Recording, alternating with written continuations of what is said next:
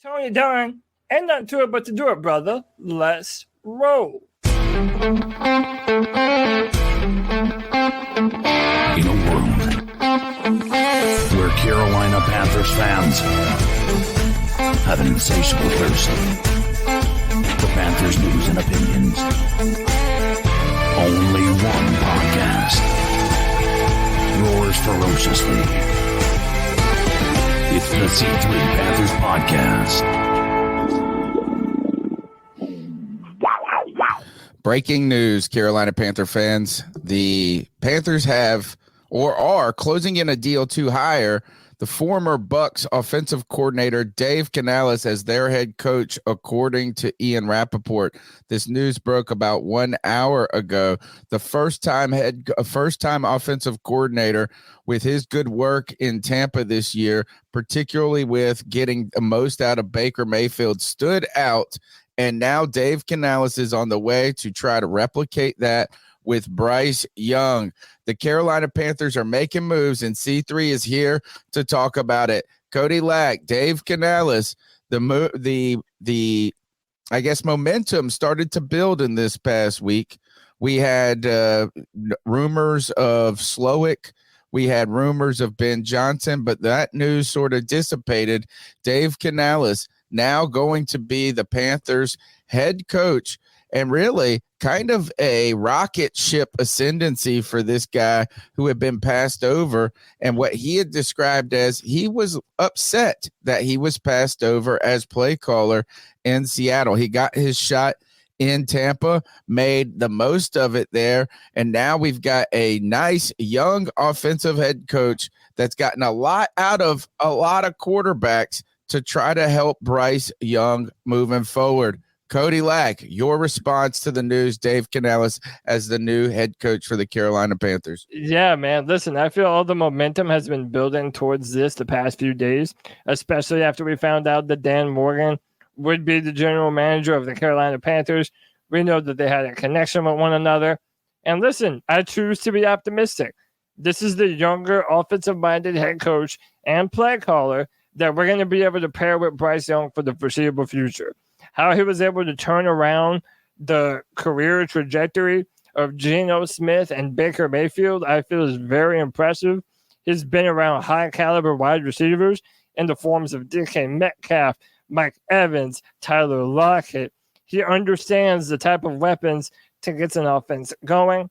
I understand a lot of fans are going to have that type of mindset of, well, I'm not going to be happy until we find something to be happy about regarding him. But when you listen to his interviews, you can tell that he's very intelligent. He understands the offensive side of the football, and it sounds like he has that leadership quality to him. So if I'm being honest, I'm excited, man. I know he wasn't the number one choice for a lot of people, but I feel like this is a good hire for the Panthers right now at this point in their rebuild. CK, I'm going to trust at Panthers 24_7 on this tweet. I haven't double checked these figures. He said Tampa's offense last year, 20th ranked in total offense, 23rd yards per game, 20th in yards per play, 14th passing net yards per attempt, 16th scoring percentage, 32nd in rushing, 32nd in rushing yards per attempt. How does a offense for a team, or how does a guy that was on a team that went 9-8 become the head of the Carolina Panthers? There's two rules of thought. Either it's all about what he did with Baker and seeing that Baker Mayfield came in here, had a career year under this offense, and we saw that we were not able to do that with Baker when he was here. So there could be a level of excitement around that, or this just tells you how shallow we were on candidates that were actually willing to come here. Yeah, that's a good point, is that there's been much has been made on this podcast and around the league of how desirable this job was. We talked about the Carolina Panthers probably having to reach a little deeper in the well than some of the other teams like the Chargers, who have reached an agreement now with Jim Harbaugh. It's not necessarily the most glamorous job taking over a team that's 2-14, had the worst offense in the history of my watching football, it felt like, or the worst team in the Carolina Panthers history. On top of that is that you are trying to get a guy, hopefully, I mean, you're going to have to find a guy that isn't the number one sexiest pick, but is a little ahead of the coaching cycle. I saw some people mention that this is next year. If Dave Canales was returning to Tampa and had another year under his belt and had success, he would be a top coaching candidate in the likes of a guy like a Ben Johnson going forward. The Carolina Panthers have decided to go with Dave Canales, and it looks like that trajectory in his work with quarterbacks has been a lot of it. Cody, you brought this to our attention maybe last week or so, is that history that Dave Canales of success with getting the most out of some of these players. Russell Wilson's statistically best years, Geno Smith, off the shelf, a bust, a guy that was forgotten, goes and becomes the comeback player of the year, threw for 4,000 or 5,000 freaking yards, it felt like. No, Yeah. 3,800 yards. Oh, no. But that was, so in 2022, Geno Smith went for 4,282 yards, 30 touchdowns, and 11 interceptions. I mean, this guy, in his time as a passing game coordinator or an offensive coordinator, he has put up results each and every time. And something else that we need to mention, too, is that he has been very glowing of Ejiro Evero in this build up to when the Buccaneers were going to play the Panthers. So in my opinion, this probably symbols that they're going to look to retain Evero if they can. I don't necessarily think Evero is getting a head coach job this go around. So it might mean some more continuity in our defense. And I really do think that instead of doing a full teardown like a lot of fans have been hoping and wishing for, this is more of a retooling than a rebuilding from the front office perspective. You promote Dan Morgan. You're looking to probably keep your defense as same as you can. And now you bring in a coach that is really going to turn your team, hopefully, into a much more proficient and prolific passing attack. Tony fans are already buzzing of, well, does this mean that we're an option for someone like Mike Evans, who has a history with Canales, who might want to come here? A lot of different doors of possibilities could open up now that we have a Dave Canales on our team. Some of the concerns, let's continue to break down Dave Canales' success and some of the concerns that people have had with him. The Tampa Bay Buccaneers, if you look at it from the face, those statistics, like I read off of 20th total ranked offense, dead last in rushing in this league, some of those seem like red flags for an offense. But this team really improved throughout the semester. Not the semester. I just left work. I was in school throughout the season. And we mentioned, like CK said, getting the best out of Baker Mayfield seemingly was a big part of that. But I think if you look at Canales' work in just the vacuum of those statistics, it could be misleading, right? One of the things is they continued. Look, Tampa Bay has been dead last in rushing for a long time now. They have not been a good rushing team. And one of the reasons that they were excited about when Canales came in, that of trying Todd Bowles, a defensive coach, trying to get a more balanced offense. And Canales has been really committed to the running the ball and making that a part of the game, regardless of how statistically successful was. Now, if you look at those stats, I think a lot of the problems with those rushing yards or the lack of rushing success came early in the season. The Tampa Bay Buccaneers offense, what they did do is improve throughout the season. I think they won 5 out of their last 7 games to then win the NFC South again to make a playoff run.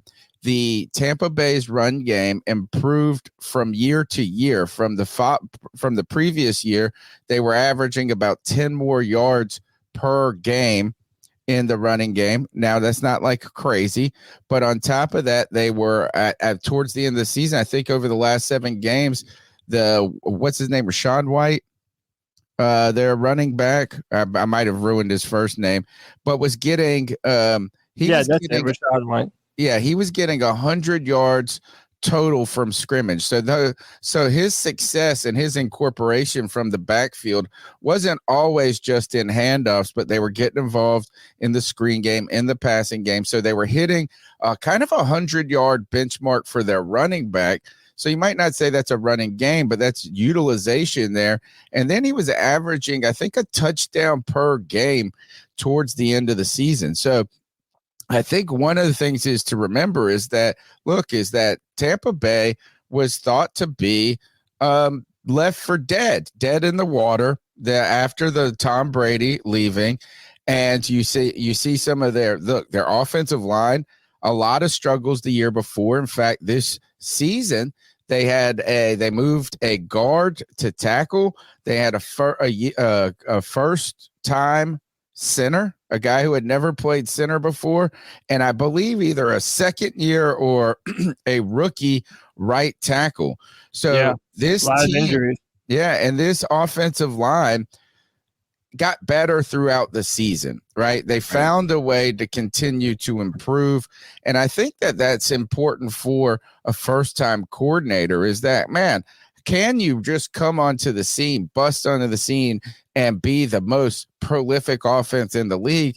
That's a that's a tall task. But to get better and better each week, right, to continue to try to have that balanced offense, to be committed to the run, I think those are some things that are to put some of those statistics in perspective. Baker Mayfield's top season as a quarterback. On top of that, I think what we need to really consider here is some of the statements that Dave Canales has made about how an offense and a team should run. And I think what we hear is that he understands the importance of being under center. He understands the importance of running the ball to keep secondaries off, honest. But what he is not is, I feel like, ideologically handcuffed to a style of football. What he has been articulate in is trying to make an offense. We don't want to say quarterback friendly. I would say quarterback specific, player specific. And that is trying to find an offense that caters, or what he says makes your quarterback comfortable to where he can then play fast. And look, Baker Mayfield, he is that kind of Brett Favre, gun it downfield, take risks type of player. That's where his strengths are. And what they did is they built an offense that catered towards Baker Mayfield's strengths. One of the concerns, Cody, about Dave Canales that people have articulated is lack of pre-snap motion. Yes. Right? We talked about this a lot when it came to the Carolina Panthers. We were hoping this past season with Thomas Brown coming from that Sean McVay system would have some of those looks and some of those kind of wrinkles to the team. But there was a lot of criticism of Frank Reich's offense when it came to the static routes, the kind of traditional, setup of some of it. Dave Canales' offense, do you think it's too simple? No, I wouldn't say too simple, Tony, but you just mentioned how he's able to match the personnel and the style of the offense to what will best produce points. And if you look at some of the guys that he's had that he's been able to coach, right? You think of Mike Evans, you think of Chris Godwin. They do a good job of getting the football out to the running backs. This is a team that has the opportunity to do some of those things, and they had the luxury of not being able to have to do so much speed and motion and things like that. I think the talent level of our team is something that he should be able to adjust to. And that's why this offseason is so important. And it's such a good thing that now we have our GM and head coach in tow. So now everyone can look forward to the free agency period, identifying what type of receivers that they need to genuinely upgrade this offense, be it through the free agent period or through the draft, targeting someone that will be able to come in and be that number one type of receiver for Bryce. I think that's one of the most important things for this entire organization going forward this offseason. So I'm not necessarily worried about the lack of motion because I think the results speak for themselves. He was on some very prolific offenses in his time as a passing game coordinator and as an offensive coordinator. He's had some good quarterbacks he's been able to coach as well. But thinking of how much we've invested into Bryce Young at this point, in our rebuild, you had to have someone that was going to put Bryce in a position to be successful. And looking at his track record with the other quarterbacks, he seems like the type of guy that could potentially get the most out of Bryce and help him with some of the struggles that he was having last year. And I think that's one of the biggest points of optimism for me when it comes to Dave's hire. You're listening to the C3 Panthers podcast, breaking coverage of the Carolina Panthers selecting their next head coach. This will be the third head coach chosen by David Tepper, and now trying to find a way to create some positive momentum going forward. CK, one of the things that people, again, we can look at these statistics in a vacuum. We can look at some of these things in just isolation. Are these buzzwords? Are they real critiques and criticism? One of the things that I have read is that the pre-snap motion was something that wasn't catering to Baker's style of play. And that's why it wasn't a part, not because he wasn't comfortable or capable or his offense wasn't like that. How do you see Dave Canales trying to continue to cater to his talent? You brought this up.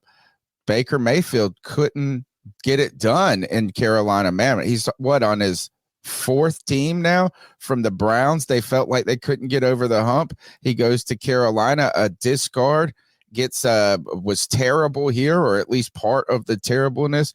Somehow he goes to the Rams and throws like a 500-yard passing game or 5-touchdown game and one on his first day. A cast off again in Tampa Bay. He got a lot out of him. Your thoughts on him being able to cater to that personnel? I think that his ability, what happened in Tampa Bay. Granted, the numbers of total offense and rushing offense may not be flashy, but what he was able to do with Baker Mayfield was nothing short of miraculous, right? We saw Baker Mayfield when he doesn't have things tailored to him. And now whether it just happened to be a good match or whether it was Canales being able to scheme an offense that was going to allow his quarterback to thrive, those are questions that I think we're going to have to wait and see. This was his first time being an offensive coordinator. And so there isn't a specific, there's nothing we can point to say that there's evidence beyond 1 year that he's able to do this. I am reluctantly optimistic about this. Mainly that run game, in my opinion, is going to be a key part of what is going to allow Bryce Young to be successful. And if he is not able to scheme a run game that is going to allow Bryce not to have to throw the ball 40 times a game, I don't see how this is going to help him. Now, if you're a believer in Bryce, that's the question mark. If you're not a believer in Bryce, then this is going to open up the potential for a guy who has a big arm down the line to be able to come in here and have immediate success under an offense run by Canales. I just don't know that there's enough evidence to support his ability to do what's necessary for Bryce Young to be the guy moving forward. Well, again, everybody's going to nitpick this. I understand. I think we all understand that he wasn't the first choice for a lot of people.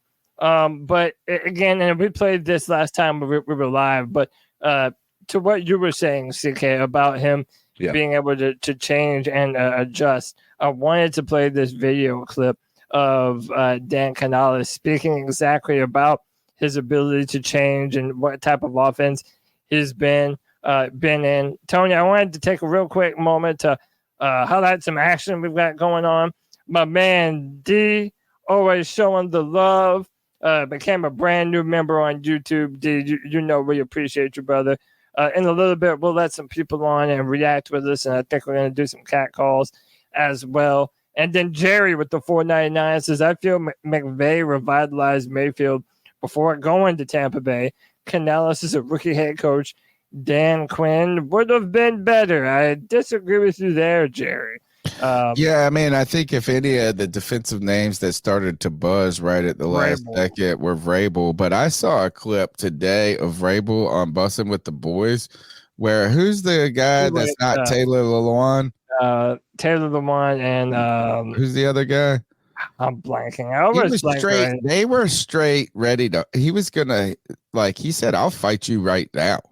Yeah, he said, yeah. I mean, the guy who's like, you can't be. They said Taylor Lewan said he had his money on the other guy, and Vrabel said we can go right now, move these mics out right now. Yeah. So I just wonder if Vrabel was just going to be too much. We heard some murmurs of his ego coming in, but this is really, I think the Carolina Panthers are making a commitment, and we saw that. I'm on the board of why Dan Morgan. I know exactly why Dan Morgan was promoted to president of football operations and general manager, because Dave Tepper needs to be 100% assured that the front office is fully committed to Bryce Young and trying to get him a successful future in Carolina. Whether that future pans out or not, we can't say, but he needs to be assured that the front office believes he is the future, and whoever their coach they were going to hire needs to believe that too. Here's Dave Canales talking about his offense. How'd that come for him? Just some context to the question. The Tampa Bay Buccaneers had been a lot more successful running the football, and the question was, did they make that a point in their training and during practice to pound the rock? I never really go into a game saying we're going to pound the rock or saying, hey, we're going to spread it out and rip them. I try to go into the game and say, what are they giving us today?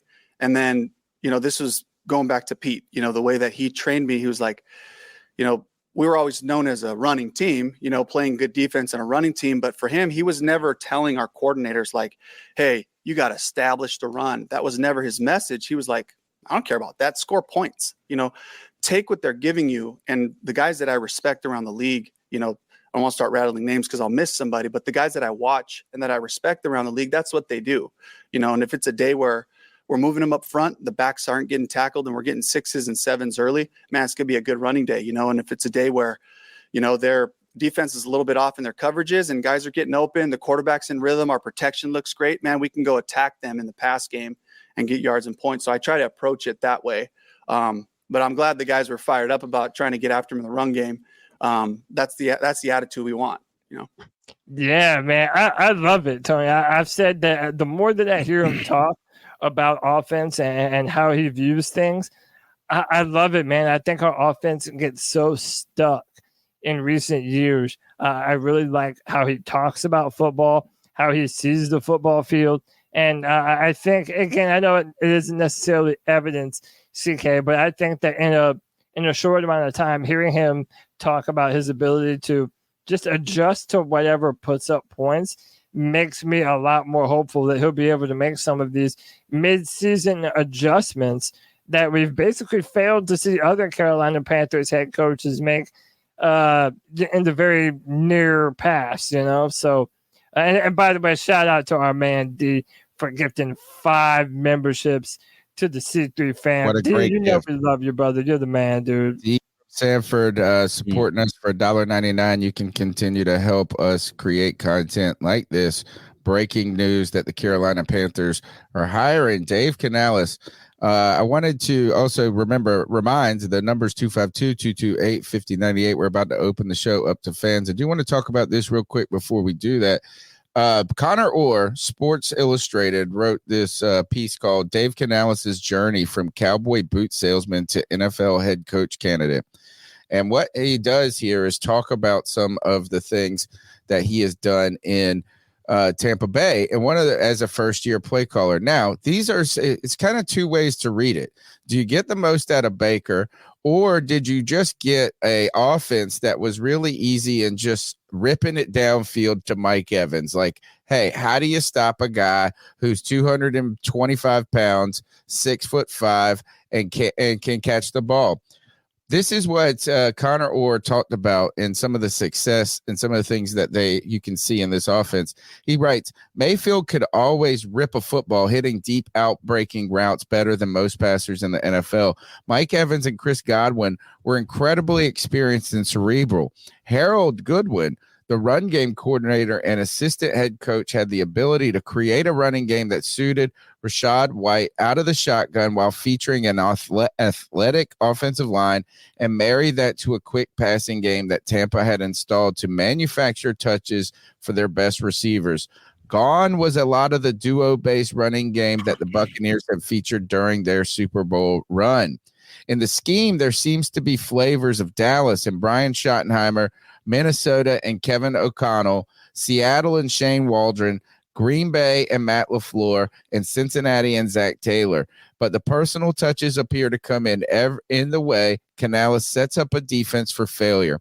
Evans and Godwin can run any route available, and because of that, they have run almost every variation out of every personnel setup, forcing defensive backs to hesitate at the moment when a receiver commits to one direction. It's a philosophy, he writes, that is more commonly used out of necessity by teams that don't have players like Evans who could win on most routes.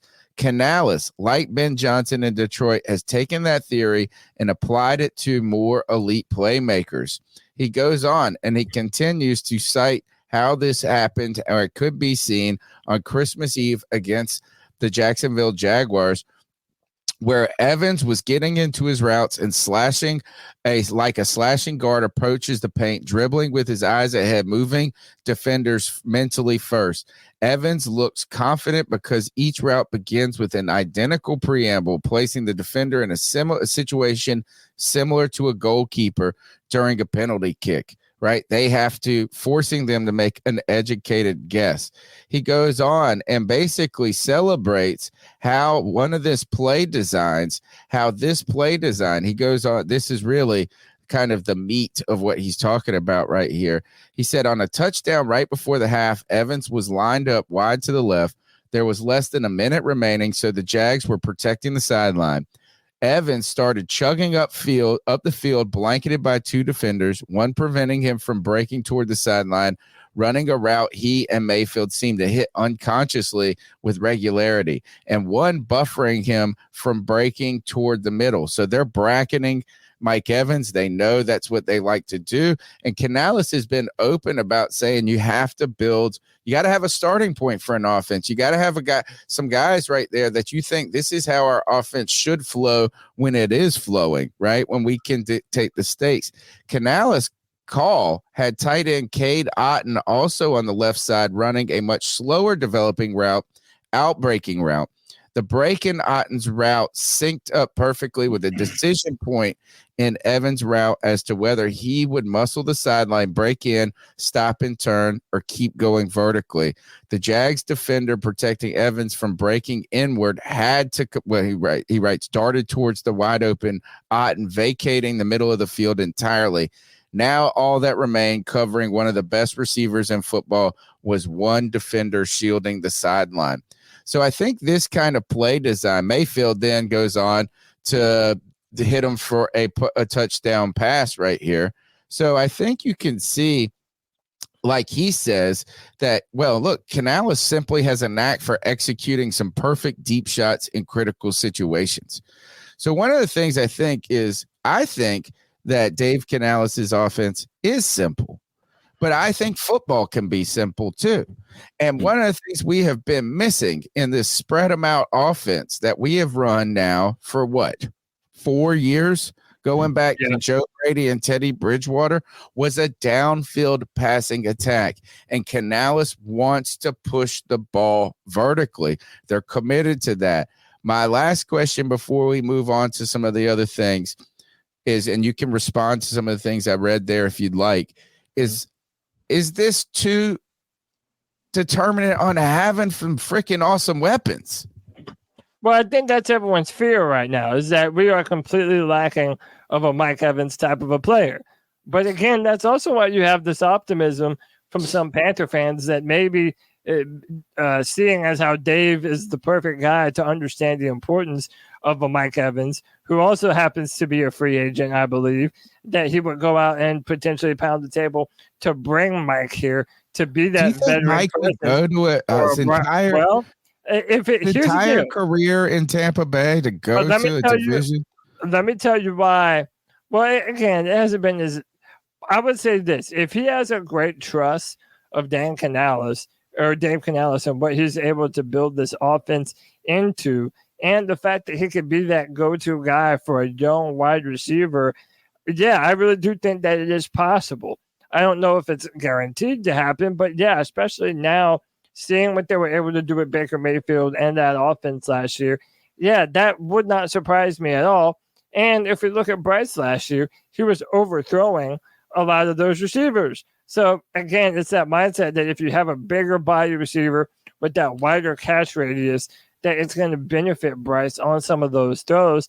But, Tony, you were mentioning just how he's able to get guys open. Mike Kay also put on Twitter that he spoke with a veteran NFL position coach who says Dave Canales is an excellent play caller. He brings a lot of energy to the meetings with players. He's very positive. He's an uplifting kind of guy. He's easy to get along with, easy to talk to, easy for guys to play for. He says about his offense that he's very sophisticated on his screen packages, play action passes, and more importantly, marrying the run game and the pass game together. They say that he's one of the best young minds in football today. He would go on to say, I can't believe that he just called plays for 1 year with the product that he was able to put out in Tampa. He's very impressive. He's the right type of guy to go through a rebuild with. So marrying the run and the pass, being an aggressive offense, as you were kind of outlining in that article, I think this could be the perfect thing for us. And hopefully he has that right eye to identify the right type of receivers to be able to bring in this offseason, which is so important. You're listening to the C3 Panthers podcast coverage of the breaking news that the Carolina Panthers fired Dave Canales, of the former offensive coordinator for the Tampa Bay Buccaneers, as their new head coach. Only 1 year of experience calling plays. Right now, he's going to have to take over a team that has been in disarray, that is in shambles, but trying to find a direction with Bryce Young as their future. The number's 252-228-5098. We encourage you to smash the thumbs up button, subscribe to the show. Thank you for all the people in the chat today that are contributing. Thank you to D. Thank you for the super chats. And remember, we're on Twitter. We're on Facebook. One of the best things you can do right now, if you're watching on YouTube or if you're watching on Twitter, hit the repost. Make us the most reposted tweet in the history of Twitter. Screw Mr. Beast. He lives in my town. Maybe we need Mr. Beast to repost our Twitter, right? Maybe we should all y'all just tag Mr. Beast in this. Hell, just drop the link. We need to get to fans. We want the fans to be the drivers of this conversation. This is a community-based discussion. Cody, why don't we go ahead and start thinking about bringing in some fans to get some reaction about the Carolina Panthers trying to find their next head coach. Now, to me, there is a little scary part of this is an unknown. This is such an unknown, is an I don't want to say inexperienced because he's been 14 years going back. He was on Pete Carroll's staff going all the way back to USC. He is inexperienced as a head coach. This is going to be his first foray into this. And the fact that we've already been through so much, like you're asking a lot of a first-time head coach. It makes me wonder what assurances have or haven't been made to him. But yeah, look, let's take a couple cat calls, and then we're gonna open up some. We're gonna open it up for people to join the show and actually join via StreamYard. In fact, I'll go ahead and post the link in the chat room right now so people can start to funnel in. I know I got my boy Anthony in the background. He's waiting to get in on this. But yeah, let's jump into some cat calls. The number is 252-228-5098. That's Tony Rush's to get the calls going. Yeah. So what are your thoughts on catcalling? Yeah, it's pretty you shouldn't do that to somebody. And how did that make you feel? Very uncomfortable. So how do you think catcalling makes the person feel? It feels good, like. Who's that cat sitting in the back corner with his face buried in his nose? Who's that kid that can use one?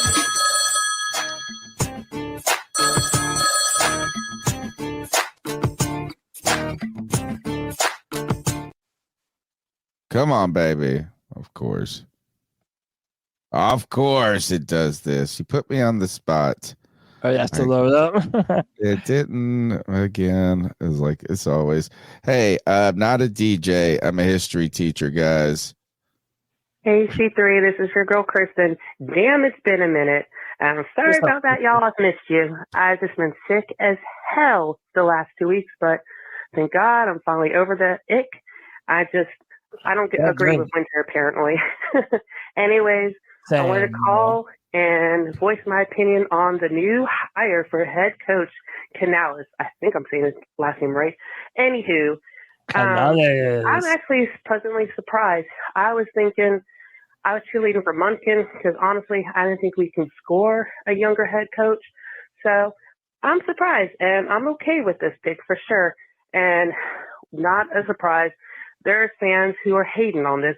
I don't get it. Yes, Ben Johnson, Slovic, such a handsome and prettier selection, but they weren't coming here, and you all know that. Yes. From what I have read up on this dude and have seen, I like the guy, and that's pretty much all I really want to say about that. I didn't get to call in about Federer, so here's my delayed. Yay, he's out of here, and I wasn't surprised. I called it on Morgan, and I'm not going to hate on that. I'm neutral with that. But anyways, everyone who's just not feeling this Canales head coach hire, give it some time. That's all we really have because it's going to be a long while until we get to where we need to be. Anyways, keep pounding y'all and talk to y'all soon. Peace. Keep pounding. Great call. Yeah, happy Kristen's been under the weather, so she's on the mend now, feeling better. We're so happy to hear that, Kristen. My mom's had the crud as well, too, so it's been going around. I'm glad you're doing better. You have any more calls, Tony? Yeah, we do. We'll take one more short one. We've got 4 calls, but we'll do one more short one, and then we'll bring in D. Hey, boys. How's it going? Yeah, I just got the news. Paisan. Just hired that Canales guy. 2 weeks ago, I didn't know who the fuck this guy was. Still don't know who the fuck he is. So I'm not really that excited about it. Probably going to need a blue chew with dick up to get excited about it. Cody seems to like him. Cody kind of knows what the fuck he's talking about sometimes. So, I'll stay even keel. But, I just want to put in my 2 cents, even nobody gives a shit. But, hopefully this works out. Give a shit, PJ. Hopefully this works out. At least the guy's in good shape. Not like fucking Matt Rule, looking built like a fucking guinea pig. No, Italian and the top four. Where the fuck did that come from? All right, I gotta get back to work. All right, we're gonna need to do some research. Is Canales Hispanic? Yes. Because so then his grandparents were immigrants. And this is really, I'm going to suggest you guys read this Dave Canales' journey from cowboy boot salesman to NFL head coach.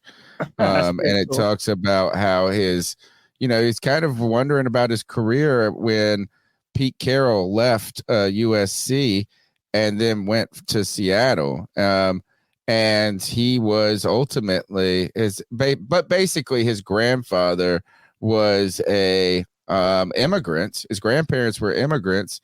and they started a church. So Oh wow, really? yeah, and that So, have dude, grown that the- congregation to 3,000 people. The second Hispanic American coach in Panthers history. How about Yeah. that? And Oh, he also wrote a book. Who Oh, did? hey, listen. Dave Grandfather? Oh, really? Yeah. Hey, About look, his he's relationship with his he's a very learned dude. Kristen said in her call, he might not have been one of the sexy picks, but hey, I'm as straight as a board. I'm just saying that's a handsome dude. Okay, the dude's in good shape. He's got strong shoulders. I'm just saying I'm not hating on him, man. But hey, let me bring in some of the incredible fans of the C3 podcast, man. We got my man D from Sanford in the building. D, how you doing, bro? Oh, what's going on, homie? Cody Lack, C3 family, the great Tony Dunn, Code Dizzle. Everybody need a G, baby. Hey, Kristen Ledane, I'm glad you feeling better. Hey, that effing guy, and shut the hell up. But anyway, I've been on such an emotional roller coaster in the last 4 days. Okay, so we get through the weekend, then we start talking about Mike Vrabel coming into town. But first, I was sold on Dan Morgan, about Dave Canales and their relationship, that I was convinced Canales was coming. Then not even 24 hours later, I'm about damn convinced the only thing that was going to save us was Vrabel after talking to the guys on Spaces. Then I wake up this morning, and now Canales is about to sign a deal. So forgive me if I'm a little shaken, but I'm excited. Because one thing this organization needed was a joke. We needed we needed something like something we could hang on to. Nobody was really thrilled about Frank Reich, with good reason, track record and so forth. Matt Rule, there was nothing to really be excited about. Canales, I'm taking the approach that I'm taking with Dan Morgan. I'm with you until you lose it. Like, I mean, what other choice do we have? And I don't want to say it that lowly, but we really, we weren't going good. We weren't Don't got no choice. We ain't got no choice. So, Yeah, I mean, don't get me wrong. Technically, in a way, we got the smart kid in the slow class. No offense to anybody. But for some reason, the whole idea that Geno Smith's career was resurrected. Some people arguably give Canales a hand in Baker. Some people say McVay, potato. I've seen quarterbacks that people were ready to give up on or just stash at the end of the bench. Yeah. And they became starters and revitalized their career and got teams to at least start bridging into a way of success. So yeah, indeed, it makes me feel better that Canales comes from a quarterback that did just that. Nobody thought anything of Geno Smith, and then he's turned it on to save his career. And I like that Dave had his hand in that too. Right. And see, at least even though we don't have a head coaching track record, and he hasn't been but a play caller, I think, for maybe a year, we have at least seen that people that he's had his hands in have improved. Also, before I got on here, I had got on CBS Sports, and they had just did a quick little thing about it, Jonathan Jones. And he said when he went down to do a USA Today article with Baker Mayfield, he said Baker Mayfield couldn't say nothing but great things about Canales. And also other people amongst the NFL think that this could actually be a great hire for us. And well, until I'm shown different, I'm gonna watch and see. But right now, today, because at least we tried to do something, we at least tried to spit some kind of life, some kind of fresh blood into the system. I am highly excited and I'm highly supportive of the hire. And now if we can just evaluate talent correctly as far as draft picks, free agents, practice squad, and so forth. Oh man, I'm ecstatic. there's so many reasons to be optimistic. I know I got some boys taking some time off from work. Let me get my man's Anthony and White Chocolate Espresso in the building. Boys, what up, man? What's up? What's up? Yo, Anthony, how you feeling, man? And look, we're all being optimistic, but over here at C3, man, we don't tell fans how to be a fan. If you think this is a bum hire and think that we really messed things up, let us know, man. We want to know what everybody really thinks about Dave Canales. Anthony, how you feeling about it? To be honest with y'all, man, I got no expectations.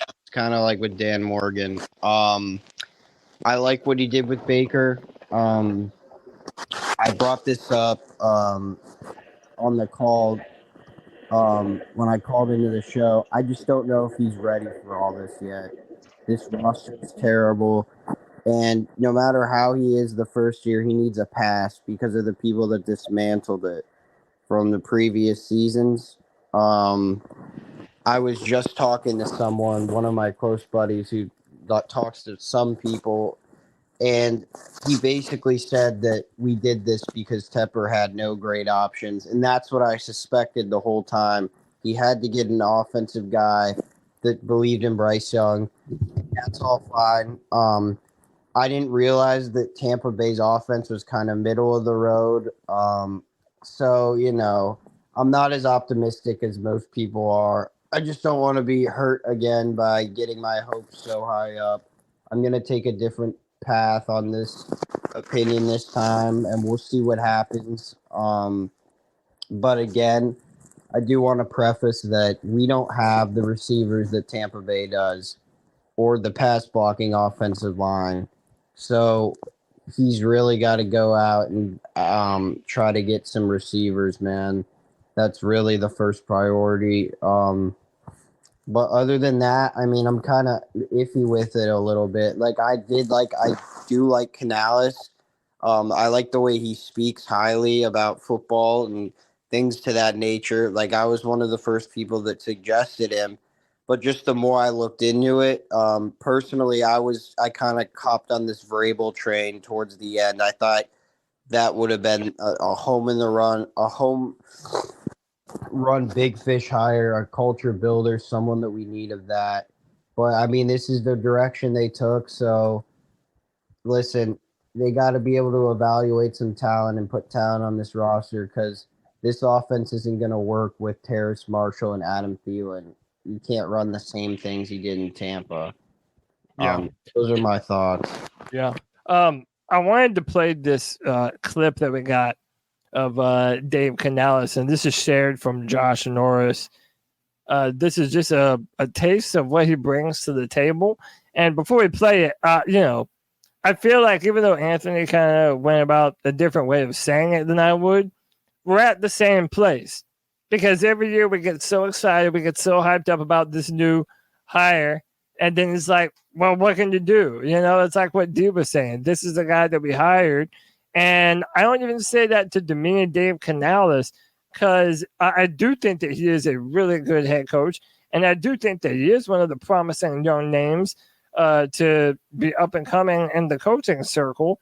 But I'm just, when you compare him to someone who had that type of a momentum like a Ben Johnson or a Bobby Slowick, it's easy to see why a lot of Panther fans might feel kind of upset because he wasn't very highly touted until very recently.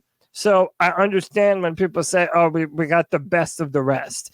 The best that the Panthers could possibly get at this point in time. And I think maybe that he does come with that low profile might actually be of benefit to us and kind of lowering the expectations for this team that he might be able to surprise us a little bit easier. Let's play this clip. I want to make Coach Bowles proud. I want to make him right. Excuse me.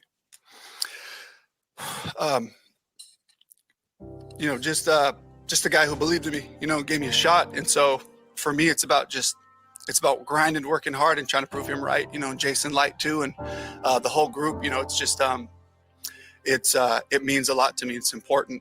Oh yeah. Go work, teams. He's such a positive person. Here we go. Feet in the ground. We're playing ball. You know, I think it's just been awesome for him to like really trust the other, like trust the O-line. You got that, Tris? You good? He's letting us be ourselves. Is that my end? Yeah, it's just buffering. Yeah.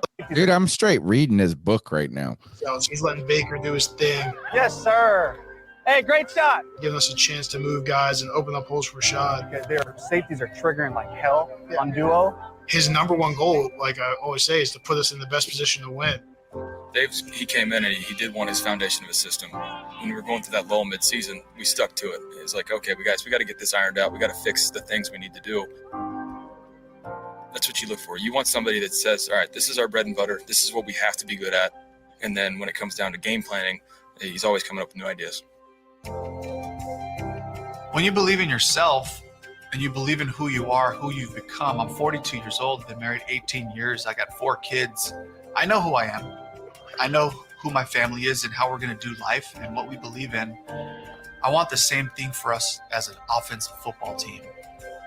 This is who we are. This is what we're going to run. The same thing through a four-game losing streak. We're going to trust the system and get better at executing.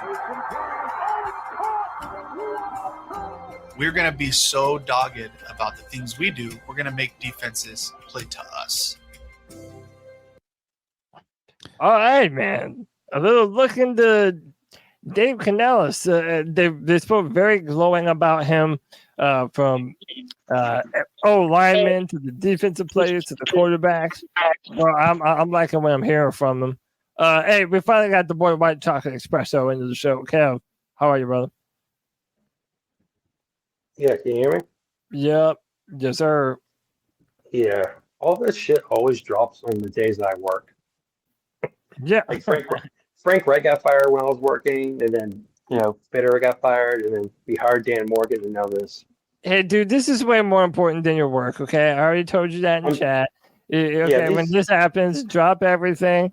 Even if you're in the middle of a surgery, dude, get out of there. Get on C3, Yeah, those, the cancer patients can wait on their team. Yeah, exactly. Absolutely. And everyone knows this, too. But how are you feeling about it, man? Like, do you feel this is just meh? Is this great? How are you feeling? It's meh. I think every pick was going to be meh. Just like Dan Morgan was kind of meh. Just you look at the stats last year with the Buccaneers, it wasn't all that great. It was meh. It was meh. Who is really going to be wowing anybody right now is if we would have got, so Vrabel would bring some strength. Vrabel had 4 wins. Intensity. You would have Slowick brings the excitement game with CJ Stroud. But the point of the reason we wanted a guy like Vrabel is because he's gonna put his foot. I'm not saying Canales is already a failure or anything, but Vrabel offers what this team has been looking for: a culture builder. I just have questions about. I just feel like, and it's nothing against Canales. I called in and told this, and Tony's like, yeah, this could be too much for him. This is a lot to ask him, guys. This is honestly it's a lot to ask him. I don't realize, you guys have to understand, this roster needs to be completely rebuilt around Bryce Young. What is your expectations? Mine's 6 wins right now. Yeah, I'd say 5 to 6 wins, probably. I mean, who you got to think the first move is you gotta go get a receiver, right? I mean, 100%. if he wants to stretch the ball vertically, we can't do that with the current wide receivers we have. We just can't. But the only argument I would say is Mike Evans isn't necessarily considered the fastest wide receiver. And we have a guy in Jonathan Mingo. When you look at what Sloak was able to do with Nico Collins, Nico Collins, he wasn't because he was a middling wide receiver at best. And so if you can have a guy able to get a concerted effort, I think a lot of the issues with our wide receivers were we were running a predictable offense.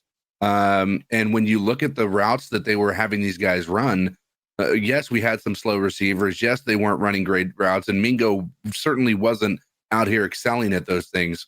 But it had a lot more to do with the fact that these guys were just running 5-yard curls, and all 4 of them just stopping in the middle of the field at the same time and not doing anything beyond that. It was very predictable, and so the hope is a guy like Dave Canales can come in here and elevate these wide receivers that we do have on the squad to be more than just 5-yard outs. You know what I mean?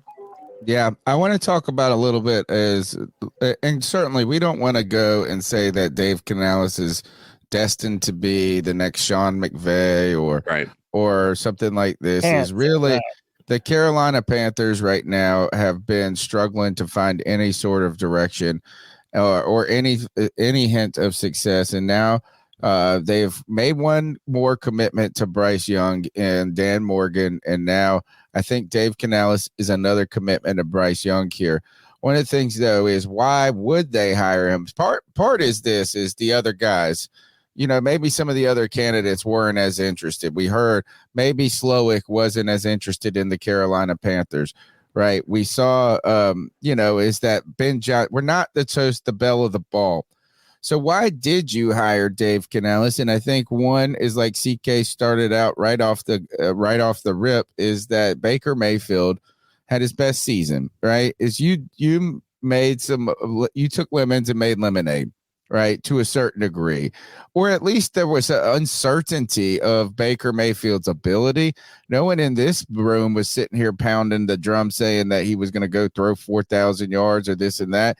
You thought he might be getting down bench for Kyle Trask at some point in the season. First time play caller was able to do that. We've then next talked about his success when it came to, or his, he's been involved with some good programs. Man, he's been in the damn playoffs forever. It feels like he's been involved with Russell Wilson, Geno Smith's ascendancy and return. Now Baker Mayfield made it. The third reason, and maybe this is part of like what we've been looking for and what we have been hoping for in Frank Wright, was marrying an offensive coach with a quarterback friendly coach to Bryce Young, right?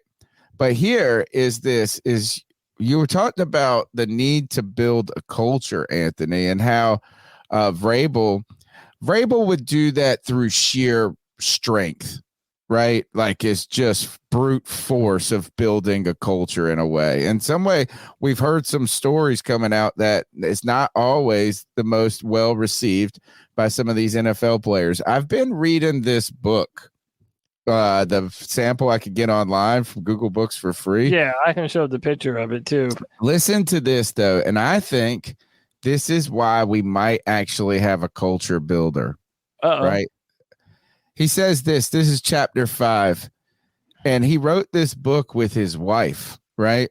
Like in the preface, they say this is they did not look at each other's manuscript at all before they combined them. So it's kind of like her point, his point, her point, his point, like her perspective, his perspective. This is the beginning of chapter 5. I cheated on Lizzie for the first time at my bachelor party one month before we got married. From the start of our relationship, I was binge drinking and going out with my friends without Lizzie.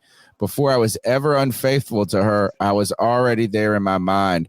Bad habits combined with addiction made it hard for me to resist temptation. It was a pattern I knew well before we started dating. He then goes on to say, basically, when he went to Seattle, that this just got even more prevalent in his life because of traveling around. I mean, look, he's a good looking dude traveling around. He says, now I was traveling around the country to play different NFL teams, which gave me an opportunity to go out and explore the nightlife. Even as I write this, I'm on a plane heading to Cleveland, Ohio to play the Browns. He said this, and what he ultimately, I think this, the sheer honesty of this perspective. Yeah. Right. Deep the stuff. sheer honesty and brute honesty of that What that is I don't think you're going to get a guy who is just telling you things to tell you things. I don't think you're going to get a guy that is going to be that's going to be trying to make power politics like Matt Rule was doing.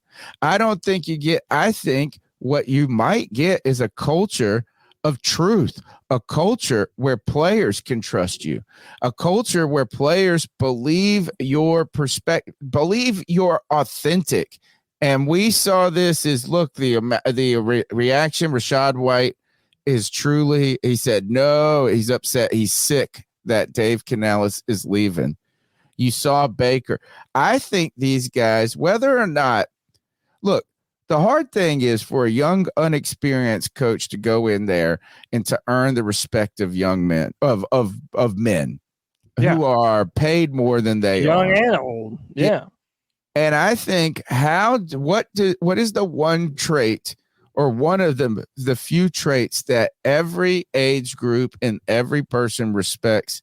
It's honesty and authenticity, where you just know where I stand. And once you know where I stand, I'm not blowing smoke up your ass. I'm not complimenting you to compliment you. I'm not criticizing you to make myself feel better. What I am saying is truthful. And the fact you start a chapter out, he's writing this damn book with his wife. Yeah. And they don't know what the other one is writing. Like, hey, that's brave, man. Like the only person he lies to is his wife, basically. No, this by the way, this book, well, I mean, it's a restoration of their marriage. Tony Dungy wrote the foreword for it. Yeah. Hey, dude, if Tony Dungy is writing you forward, people must think very highly of you, man.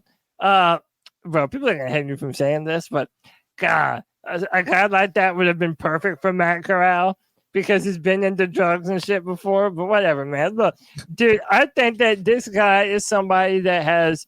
Look, I like someone that's been through adversity.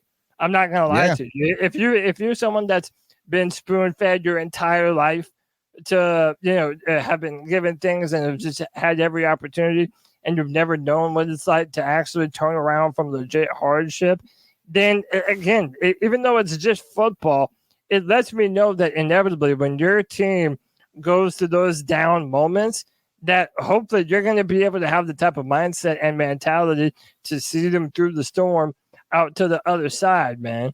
And again, I know personal issues in your marriage is not the same thing as football, but the fact that, you've had to go through something, you've had to go through real trying times in your life. It boils down to that how do you get other men to believe in you? That, even though everyone has a personal life and things can get bad, and, you have a wife who's mad at you, or sick kids, or parents that are in the hospital, that you all have to come together for one collective goal and one collective vision, and getting everyone to buy into that. It sounds like he's somebody that would be good for building that kind of culture. And we've spoken about that for so long. Who is going to be the culture builder? Who is going to resurrect that culture in Carolina? And a lot of people felt like, well, it needed to be an established head coach like a Mike Vrabel, like a Bill Belichick or a Pete Carroll or a Jim Harbaugh to be able to do that for us. But I believe that first and foremost, it's a good man that's able to build a good culture for a football team. So if he checks all those boxes, then I'm hopeful that he is the guy that's going to be able to establish a culture of winning and perseverance here in Carolina. Yeah. I hope that David Tepper stays out of it and just lets him do what he wants. Let him go get the pieces he wants. Let him and Dan build a vision. And I said this and I'll say it again. Give him a year to kind of feel out this roster. If you have to. If he wants to trade Brian Burns, he can trade Brian Burns. If he wants to do this, he can do that. I think that's the big thing. You're putting trust in this young guy who's never been a coach before. Well, put trust in him. That's what you got to do. And I think that goes along with the whole, like, if we want to build a culture and you're asking this guy to be the coach of the Carolina Panthers, then at least let him go out on his own terms. And I'd be much more satisfied knowing that, hey, even if we don't think this guy's the belle of the bell, or people have doubts about him or this and that, if he's putting his foot down and he's setting up his own type of vision and he's going through the motions, like, just let him go through the motions and figure it out as we go along. Because this is a hard turnaround for any coach, to be honest with you. Whether it's Mike Vrabel, whether it's Dave Canales. And trust me, I'm telling you right now, I'd be asking the same questions if we hired Bobby Slowick or Ben Johnson. I don't care that you're a highly regarded coordinator. These guys have never been coaches before. So yeah, I commend- think, to be honest, I think not only do I agree with you, Anthony, but in some ways, there's a little less pressure on the Canales hire to me, because if we had Ben Johnson, I'm sitting here, we're probably trying to just latch on to the hottest name and be excited, and all of a sudden the expectations of a top offense are going to come about and things like this. Is I think that maybe first is like, you got to get who you can get, but this might be just the type of coach that this is the right way to find one of those next coaches instead of trying to force it. You found a guy. And look, and man, these guys I can't tell you, I'm going to have to buy this book here, man. And they said this is like, they said this is not a how-to of fix your marriage. This is just that they just share their story of how, and you think if you're going through that, you got 4 kids, he's married, he's 42. He's my age. I'm 42 years old. So he's my age. And you think of all the struggles that he's probably, how about the pressure of him, but traveling, not pressure, but all the pressure that puts on a marriage. And this is what Tony Dungy talked about them, is that they persevered through that. I think you're going to need a guy who is kind of steady in that, who is rooted. I don't want to just say like Christianity is the way to go. I mean, not everybody feels that way, but rooted in good principles and good intentions, right? Instead of, I don't know. Maybe I really think it's like you said, is hardship can breed, can really do some things. And like, hey, I don't know if we're going to get that ego that Vrabel brought. How about we take one more call real quick? Yeah, let's take some calls. What's going on, fellas? It's Corey calling in. It's been quite a minute. I haven't really had much in Panther Nation to talk about, me personally, but just wanted to give my thoughts on the new Canales hire. First things first, I mean, I kind of live in a gray area with this team anyway, just because I feel like it's important to not get too high, not get too low. Because, I mean, as bad as shit has been, if I just let them always affect me like that, you know what I'm saying? I ain't going to be walking around unhappy all the time. So I live in a constant gray area with this team. And that's how I feel about this hire. Because there's not necessarily anything to go rah-rah about, especially knowing, like, we still got Pepper in the front office.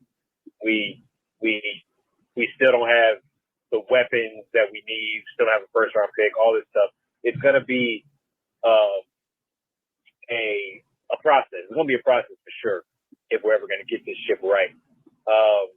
But in that same vein, I don't have anything with Canales that would make me say like, oh, this is the wrong hire, or this is not the right guy, because I don't know if other Panthers fans or a lot of people realize this, but those big name guys, the Vrabels, Harbaugh, even Dan Quinn, those guys are not coming here. Like, I know Tepper got deep pockets, but if you've got a proven coach who is trying to, like, get himself back in the seat like that, like, you're not going to go to the worst team in the league with no first-round pick. It's like there's just too many bad things with this team, not to mention, I know a lot of us love Bryce, but it's not like he showed stuff last year that would, like, automatically have coaches be like, I want to coach that guy.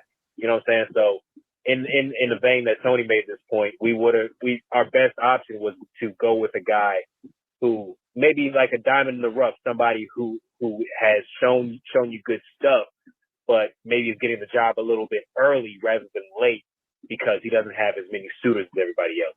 So that's kind of how I feel about it. No reason to poo-poo the guy before he gets a chance. No reason to say, you know, he's going to be the savior, because we do have so much work that needs to be done. But yeah, overall, I think it's a good hire. I like what he did with Baker. Baker's a very different quarterback than Bryce. Their strengths are very different, so it's going to be interesting to see how all that is adjusted. But young guy, offensive mind, can't be mad at it, man. Keep on it. Appreciate it.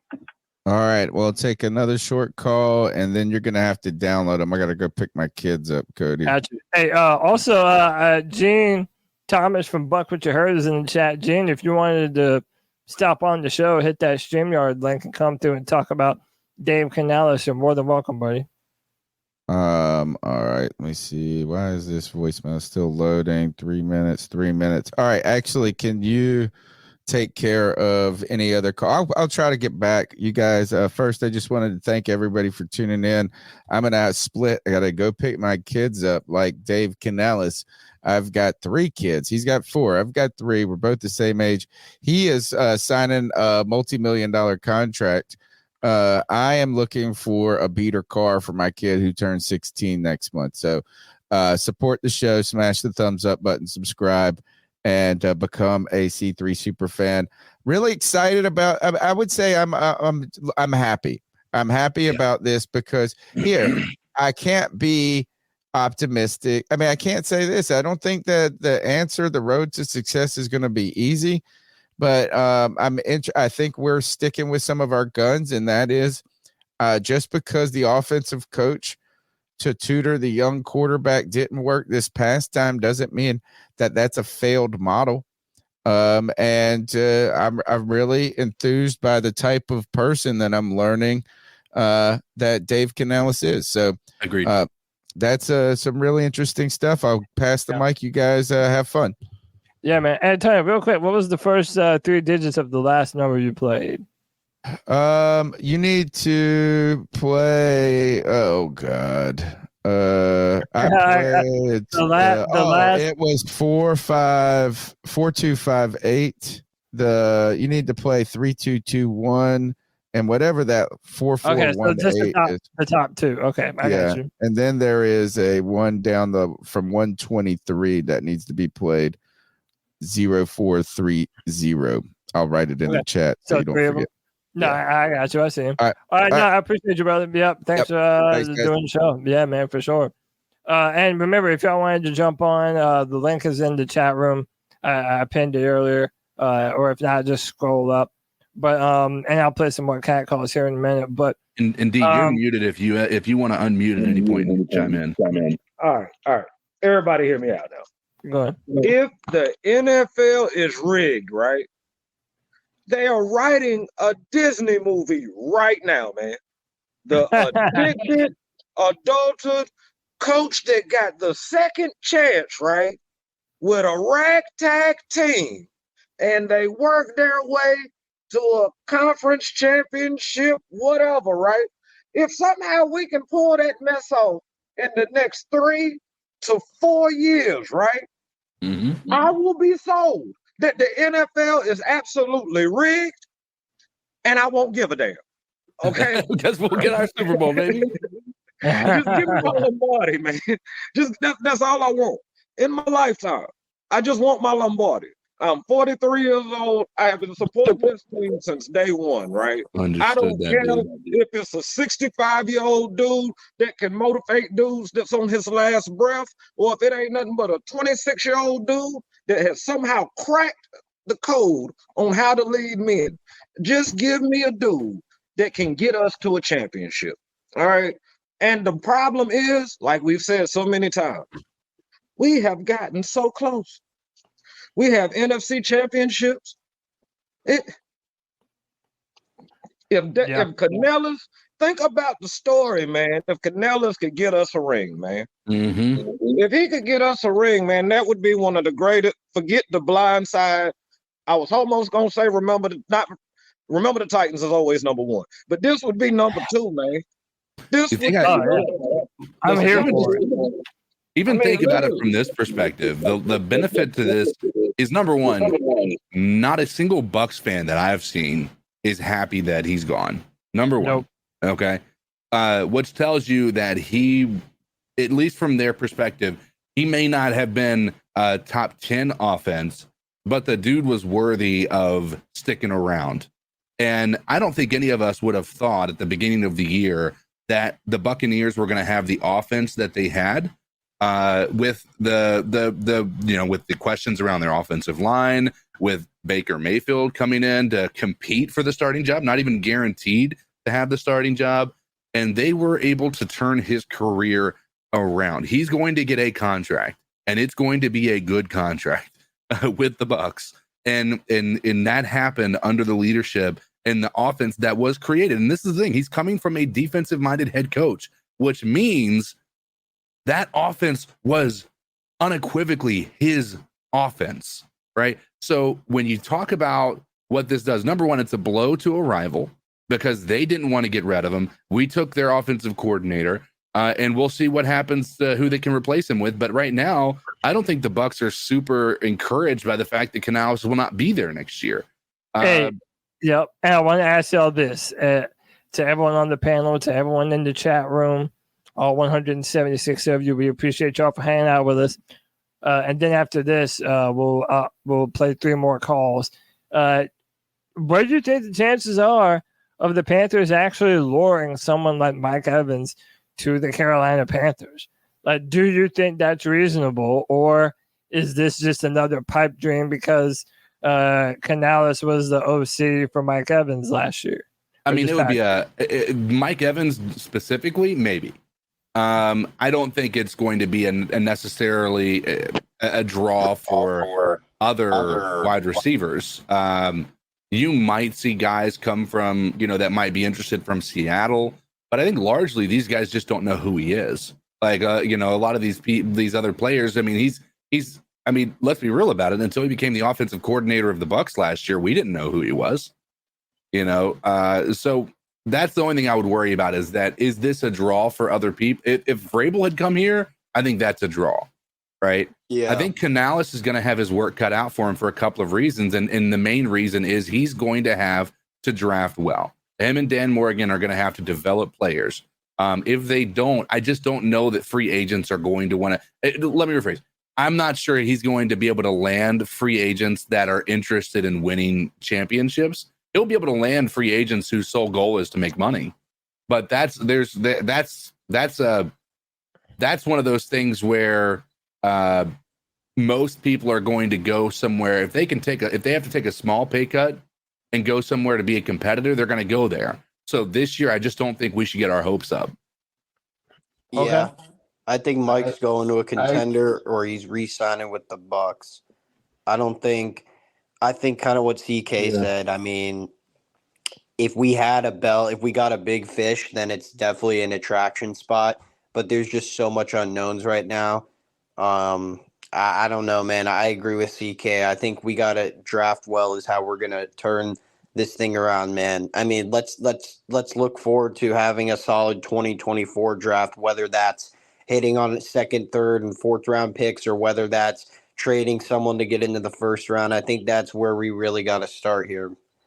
Yeah, and I wanted to reveal the results of this poll too. I put in the chat: are you confident in Dave Canales as the next Panthers head coach?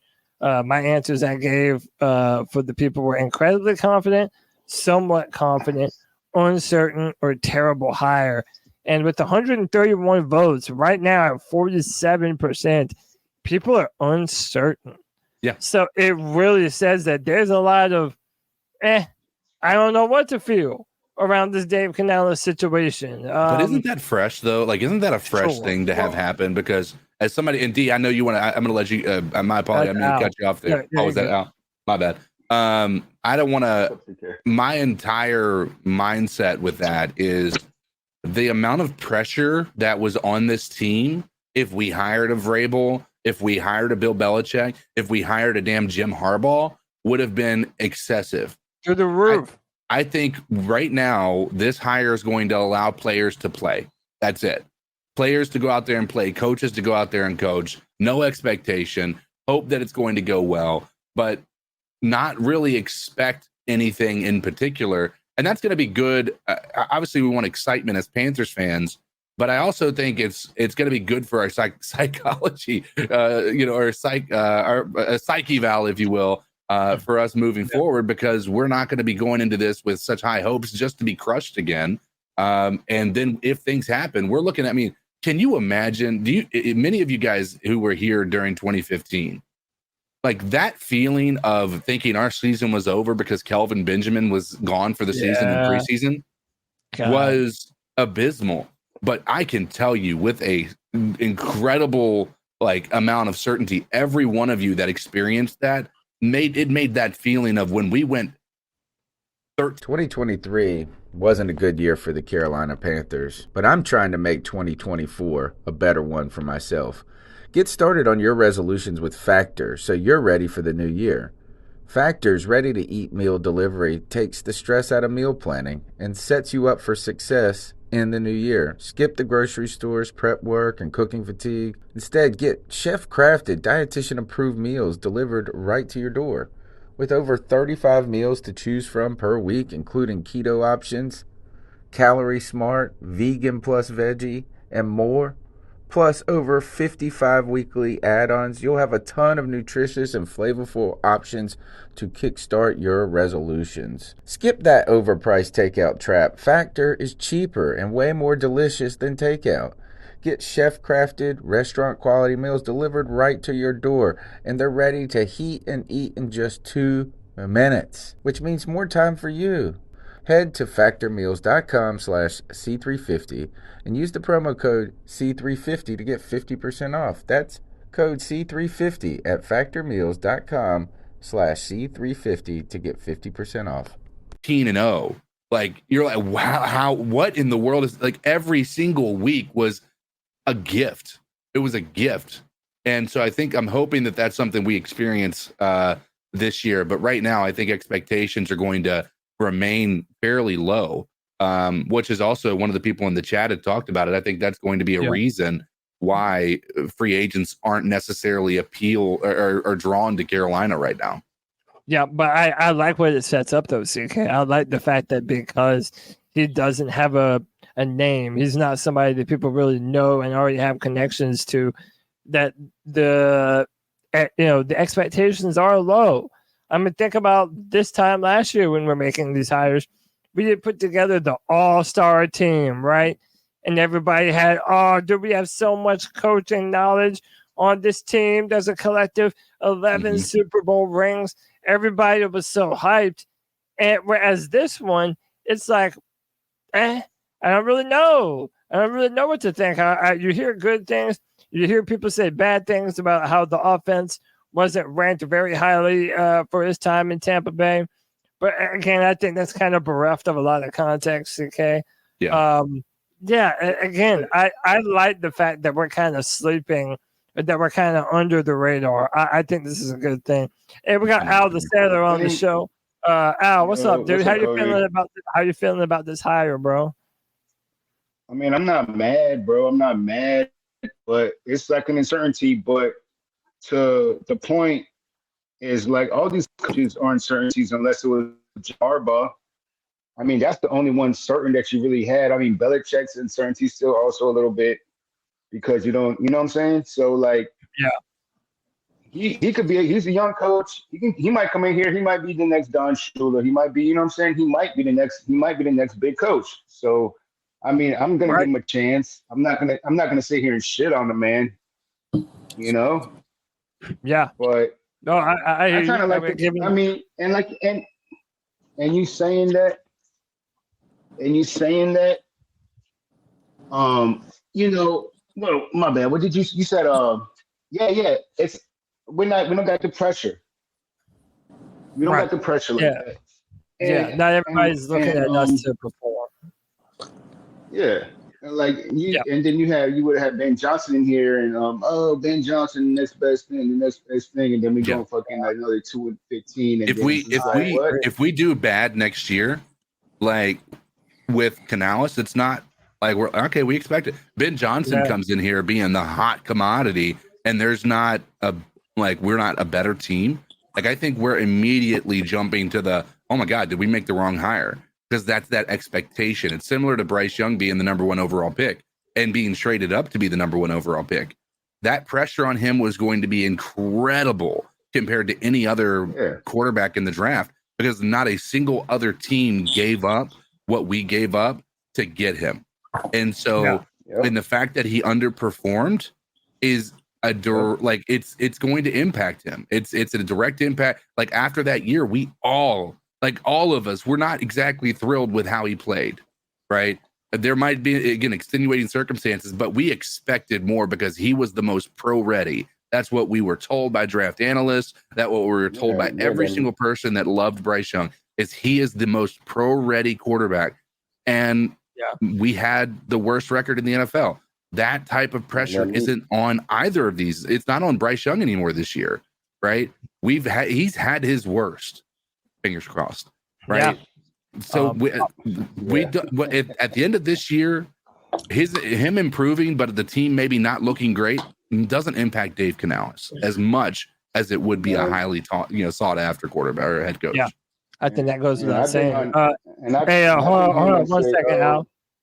Let me bring in my man, Mossy Man, back onto the show. What's up, dude?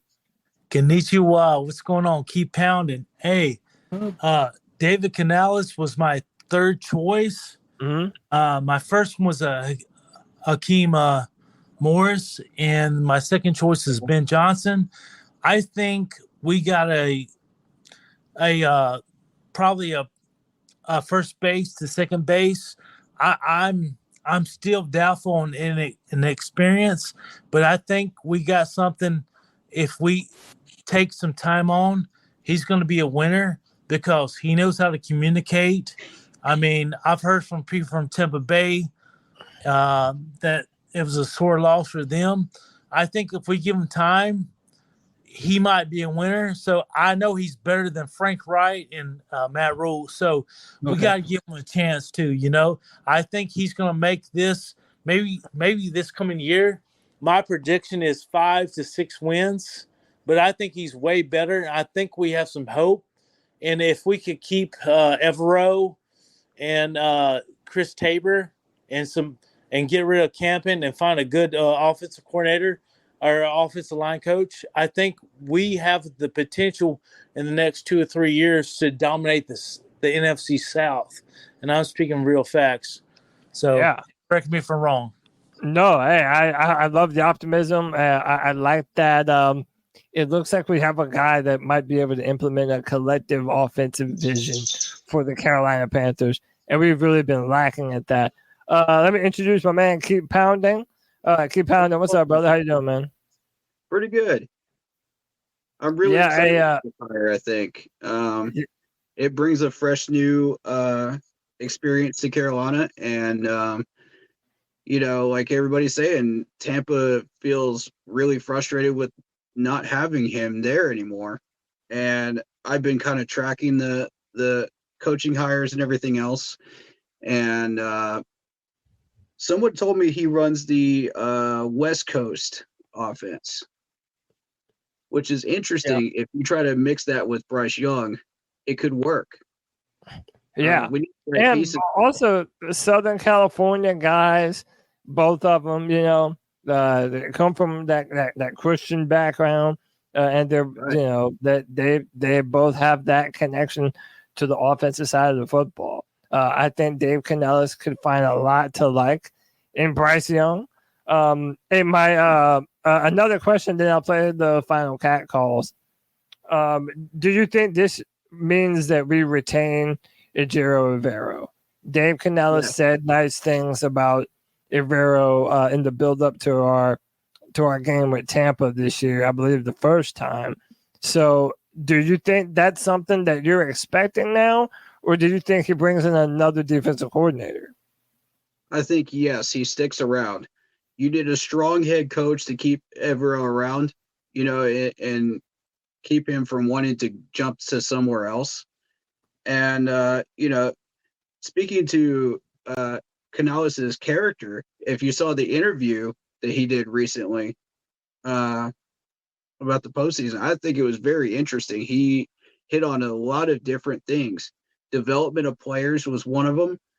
And we have to clean out this coaching staff because there's a lot of people in here that were not developing our players correctly, and it's led to a player mill. And we've got to clean this out. And I like Canales' approach and how he does things. He's very honest, and I like what we're doing here. This could lure out a really good offensive coordinator, knowing that we have good defensive top 10 units here. And if we can retain some of these players, that could lure out somebody maybe like Bobby Slovic. Who knows? But I've heard reports that he's trying to get his wide receiver coach here. So I would say how this goes. Yeah, my opinion on the matter is there's only one reason Evero stays. There's only one, and it has nothing to do with the head coach. It has everything to do with him proving that he can develop guys after their first year. You know, to see what developments happen with the defense 1 year to the next, being the defensive coordinator. The reason I don't think that he stays around is a couple of reasons. Number one, we've interviewed him twice for a head coaching job and snubbed him both times. Okay, so that's one. Number two is if I am Evero, I'm looking around the league at the potential DC openings, the Eagles, maybe even the Ravens. You look down, maybe even the Cowboys if Dan Quinn finds his home in Seattle, like many people are questioning whether that will happen, or even going down to Atlanta. And because, I mean, they have a lot of superstars as well. If I'm Evero, my thought is I'm going to go to the place that's going to allow me to shine and also allow people's eyes to be on me, to give me the best opportunity to actually score that head coaching position and not just be a Rooney Rule interviewee. That's my reason. I just don't see any other reason he would stick around other than just proving that he is more than just I can do okay with, decent talent. I just want to see him be a part of a winning football team. Yeah. Evero. I feel like he probably is getting as much love as, maybe even like a Dan Quinn, if he was able to be on a team that had an offense that could actually benefit and play complementary football to that defense. I think it's ultimately a good thing that Evero comes back. And I hope he does. I hope they add some better personnel to the defense and really kind of show, what we're capable of building here in Carolina. Hey, let's. We have 3 more cat calls. Go ahead, Al. It'll be a good thing when Evero does come back, because the continuity, and then you got Dan Morgan with the continuity, and then we got a young head coach. Like I was saying about uncertainty, like we don't know if Ben Johnson's going to be good. So I don't know. I'm not going to sit here and, like I said before, I'm not going to do that. But I think continuity is a good thing for the team. It's a good thing for, it's a good thing for the team, man. It's a good thing for the team. And I think we got a direction now. I think we actually got like a real direction now. And I think that Tepper is trying to take his hands off and let the workers work. And if that's what you're paying for, let them do their job. And I think he's going to try to take a step back and not be jumping in and trying to put his hands all up in the pot, the gumbo and stuff. And, so I think it would probably be good. Yeah, hey, absolutely. I just found this clip of Dave Canales talking about getting passed up as the Seahawks offensive coordinator back in the day. Great knowledge from the coordinators who came in that time, and it really expanded my game. I trust Pete. I trust his wisdom. But at the same time, truth be told, personally, I was mad. Oh, so hey, he has a little dog in him. He got a little bit of dog in him. I like that.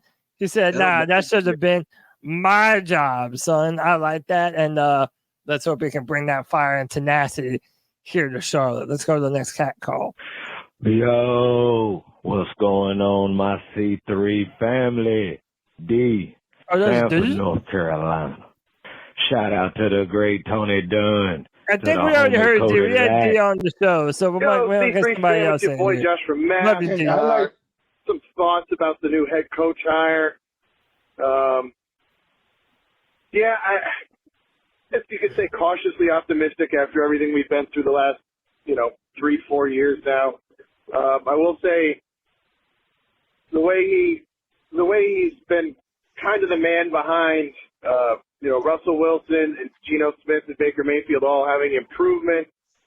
That's a bit reassuring. Curious if he's going to be the one calling the shots, calling plays.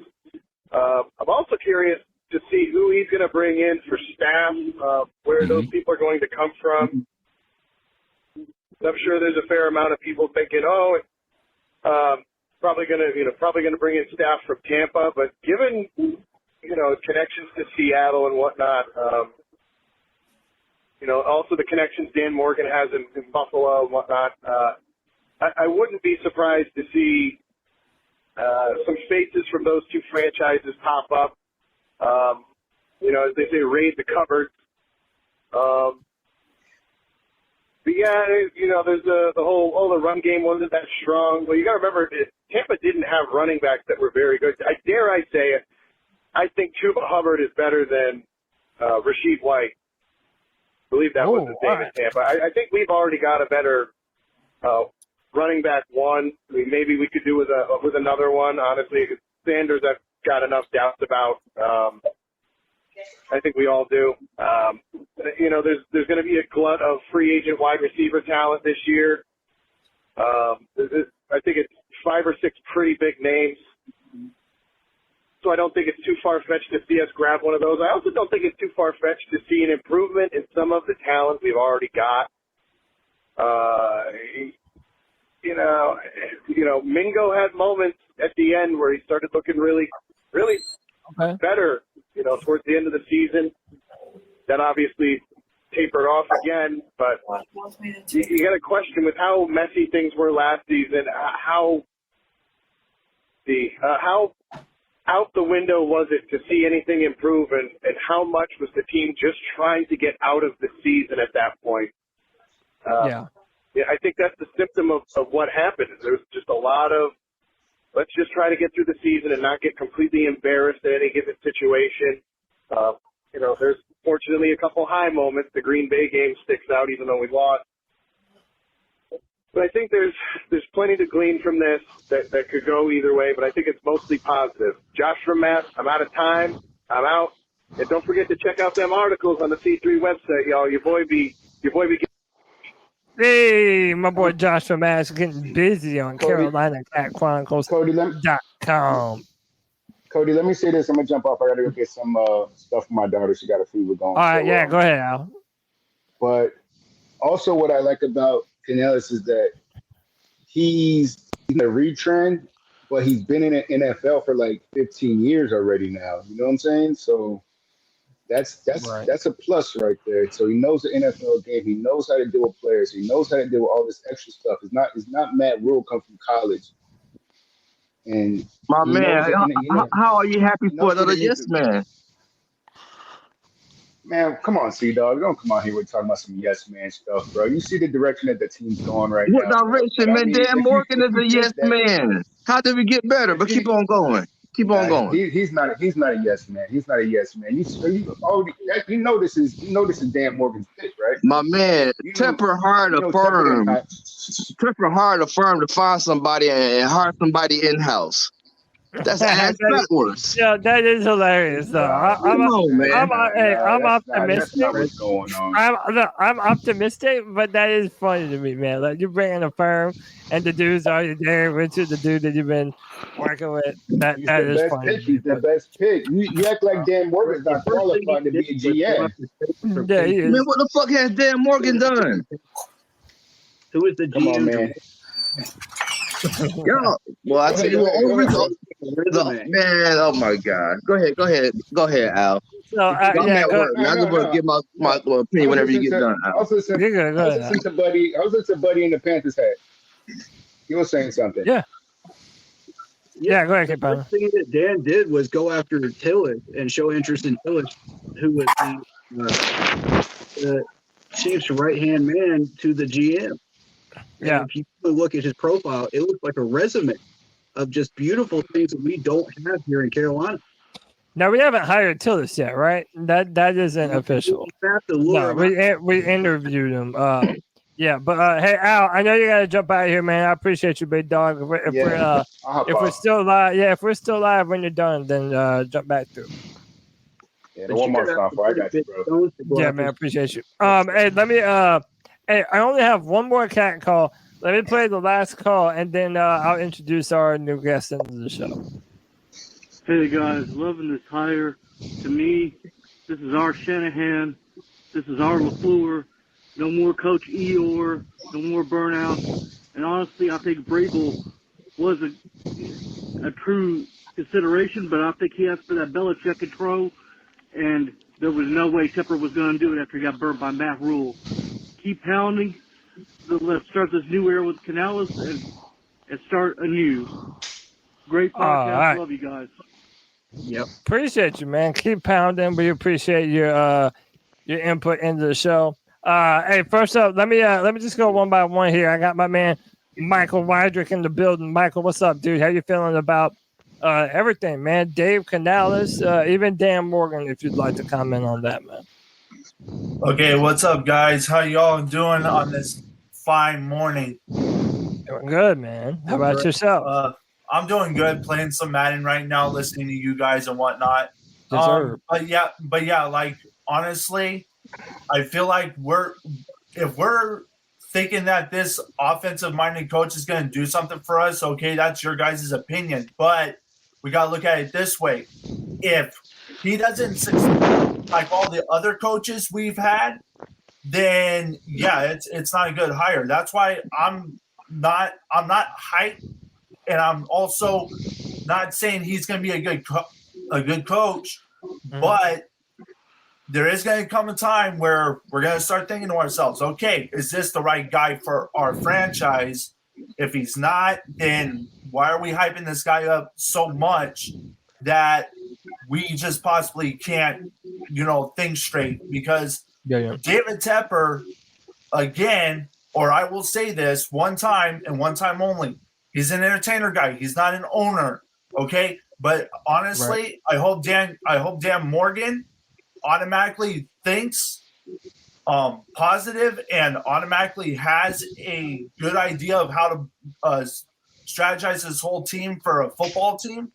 And honestly, like I just can't. I don't know. Like it's a toss up between me because I can't really think how good this coach is going to be. Sure, he's been coaching for other teams, but he's not at that head coach level. And that's there's not a lot to know about him. You know, he ain't been something like that. He hasn't really been coaching like this. Is only last year, if I'm not mistaken, it was his first year being a coordinator, wasn't it? Yeah, that was his first time ever as an offensive coordinator. Run real quick. Let me just say something real quick. Yeah, go ahead, C-Dog. Shout out to C-Dog joining. I don't know why everybody's so hyped. You know what I'm saying? This is his first year in doing offense. The Buccaneers, if I'm not mistaken, they were ranked like 23rd in offense. Right. So we went and got a motherfucker. That's not good. You know what I'm saying? Exactly. To be ranked 23rd in the fucking offense, I mean, and then to bring him in and say he's going to be our fucking saver, he going to goddamn save Bryce Young. I mean, come on, man. Then everybody. I'm not saying that, C-Dog. No, my man. I'm not saying you saying that. I'm just talking about what some of the other people saying. But I agree with everything you saying, my man. What's your name with the beard? What's your name with the beard? That's Michael. Michael Wydrick. You said Wydrick? Yeah, that's Michael. Yeah, Michael. Mike, Mike, I agree with you, Mike. I don't like you. I don't like the Dan Morgan. I don't like none of this shit. Right. Exactly. Because Dan Morgan is with the same motherfuckers who just got fucking fired.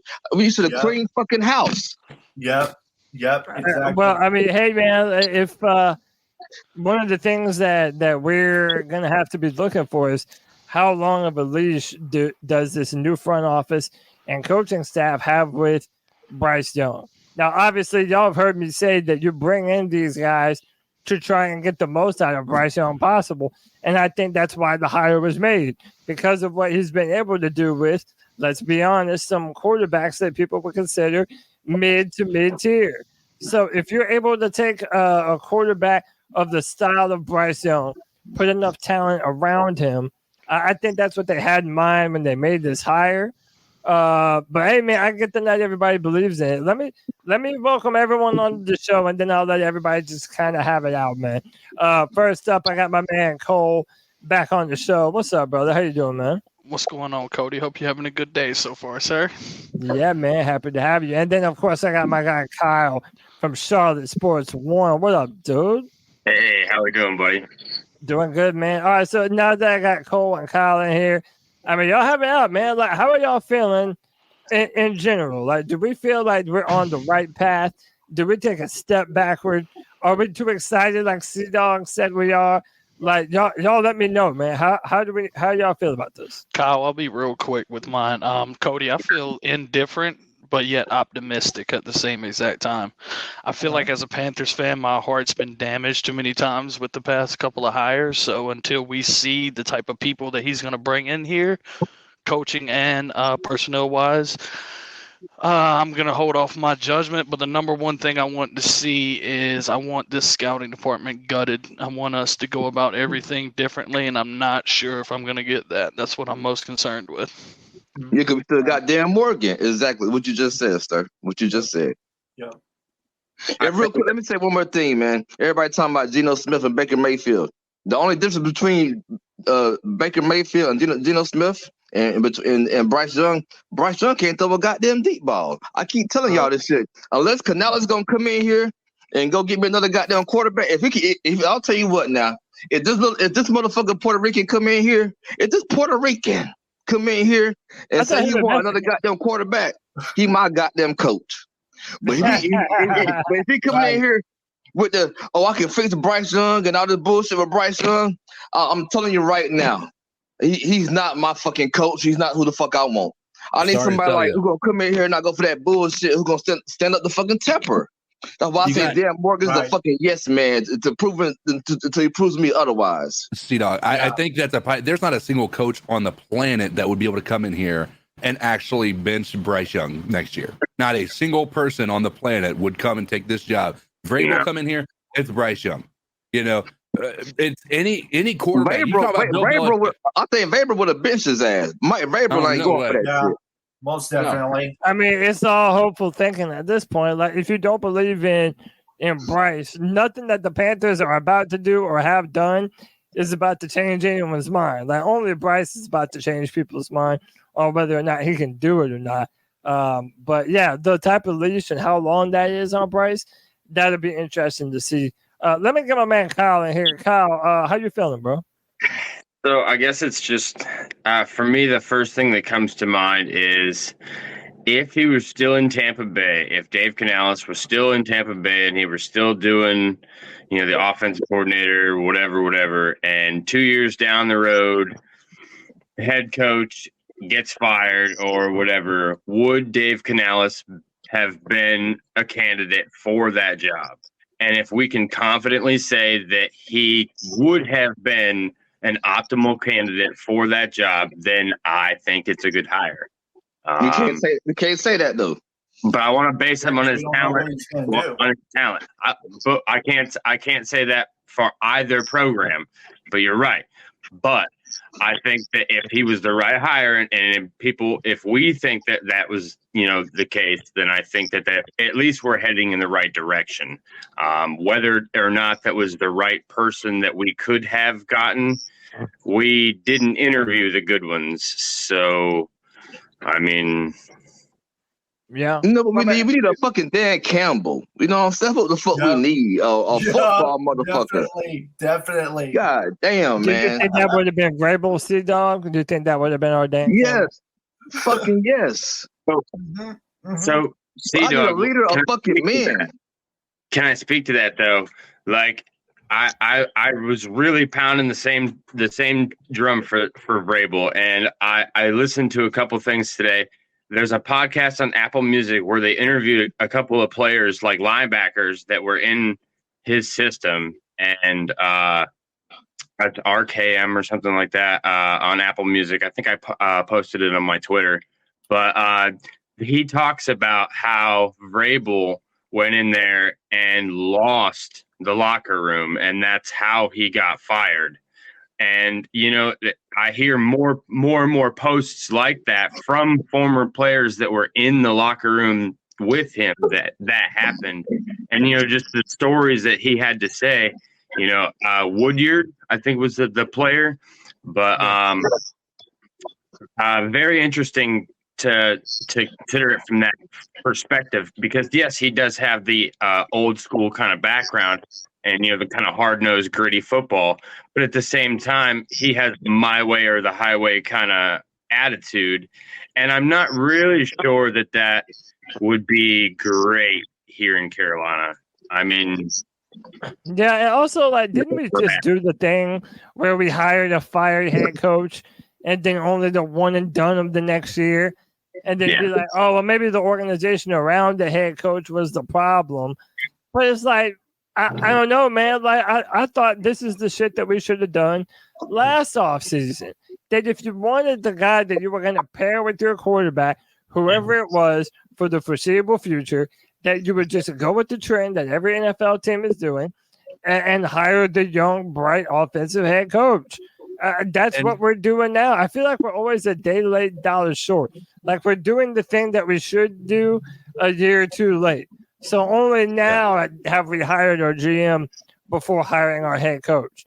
You know, only now are we hiring the young, bright offensive mind and just hoping that it's not too late in the process. My issue with the idea of going with an old, like going back to like a Ron Rivera or a Mike Vrabel or a Bill Belichick, is every other team is moving on from that.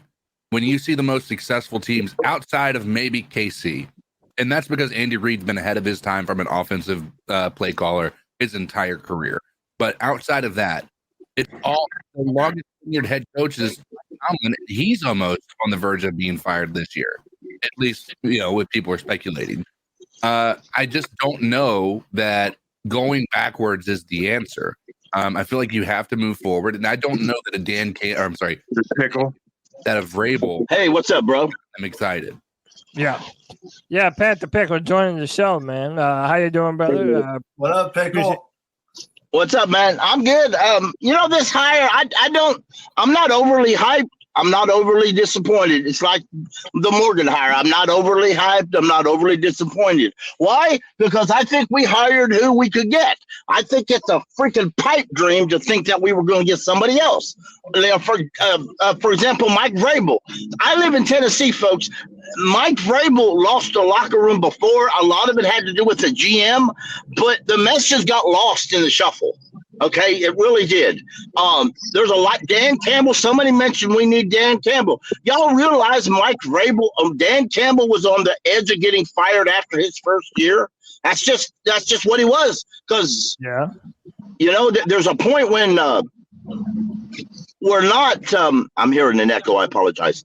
You know, I deplore people to understand that David Tepper ain't going nowhere. So if you hate the Panthers bad enough that you hate David Tepper, then maybe it's time for you to relook at different things in your life, because he ain't going nowhere. And you know, if you've been a Panther fan for 5 or 6 years and all you can have is negativity, then maybe you need to reevaluate. I talked to 2 people today who have had enough, and they were out. They were out as Panther fans. So they let me know because they unfriended me, and I unfriended them, and I said, have a nice life. No hard feelings. After everything that the Panthers have been to, it's crazy that these moves would be the final straw for someone. You know what I mean? Right. And really, like, this is what did it for you, huh? Yeah, and you know what? It makes no sense to me, because here's the concept. If you hire Mike Vrabel as your head coach, because now let's be fair. He wanted complete control over the roster and the front office. He wanted Bill Belichick control. He didn't just want roster control. He wanted Bill Belichick control. He wanted to do every contract he wanted to do, every draft pick, complete control. And that nobody's getting that in today's NFL unless you won a couple Super Bowls like Andy Reid has. Hey, but Pickle, real quick, let's see, dog. I got a question for you because you went to Tennessee.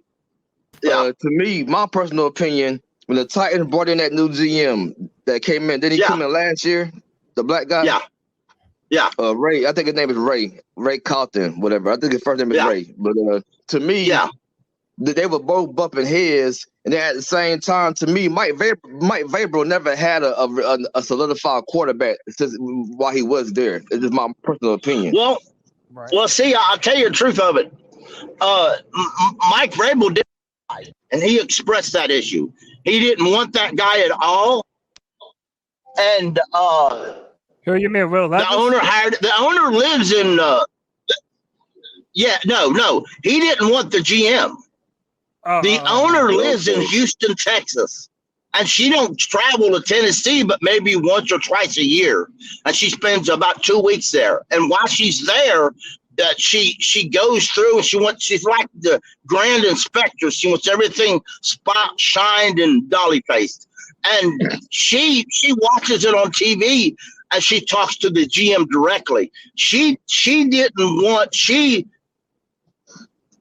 Mike Vrabel wanted a scout that's in the rankings up there that used to be in the Panthers, but he's now like vice president or something. That's who Mike Vrabel wanted up there because he would listen to Mike Vrabel. Mike Vrabel had come to Carolina, the amount of power that he would have wanted from the organization probably felt like a little bit much for David. Oh yeah. He didn't just want roster control. People say he wanted Matt Rule had roster control. He didn't want roster control. He wanted complete control. He wanted to be the guy who signed the contracts, the guy who did the drafting, the guy currently right now in the NFL, there is, to my knowledge, there is one guy that has that much power, and that is Andy Reid. That's the only guy left with that much power. No, Simon Bates with the Rams got power. No, I can't. No. Even look, the Rams don't have. Hold on, Cody. McVay don't have that kind of power. He just gets along with the GM. Sir, hold on. Let me explain to you, sir. You can go back and watch a clip of Simon McVay in the day of the draft when they drafted goddamn Puka Nacua. And Simon McVay was right there talking with the goddamn GM. And the GM was like, well, it was basically talking about his numbers and everything, and how they could bring him in, how he could basically be another Cooper Cup and everything. Yeah, because they get along good. I know, but they get along really good, and they talk about it like a head coach and a GM should. Well, they talk about it. Maybe that's what we're getting. No, maybe that's what we're getting now. That's what I'm hopeful for. That what we're getting now with the relationship between Dan Morgan and Dave Canales, that maybe we're going to have some of that cohesion like they had in LA. Look, hang on. I wanted to play this clip of Pete Carroll.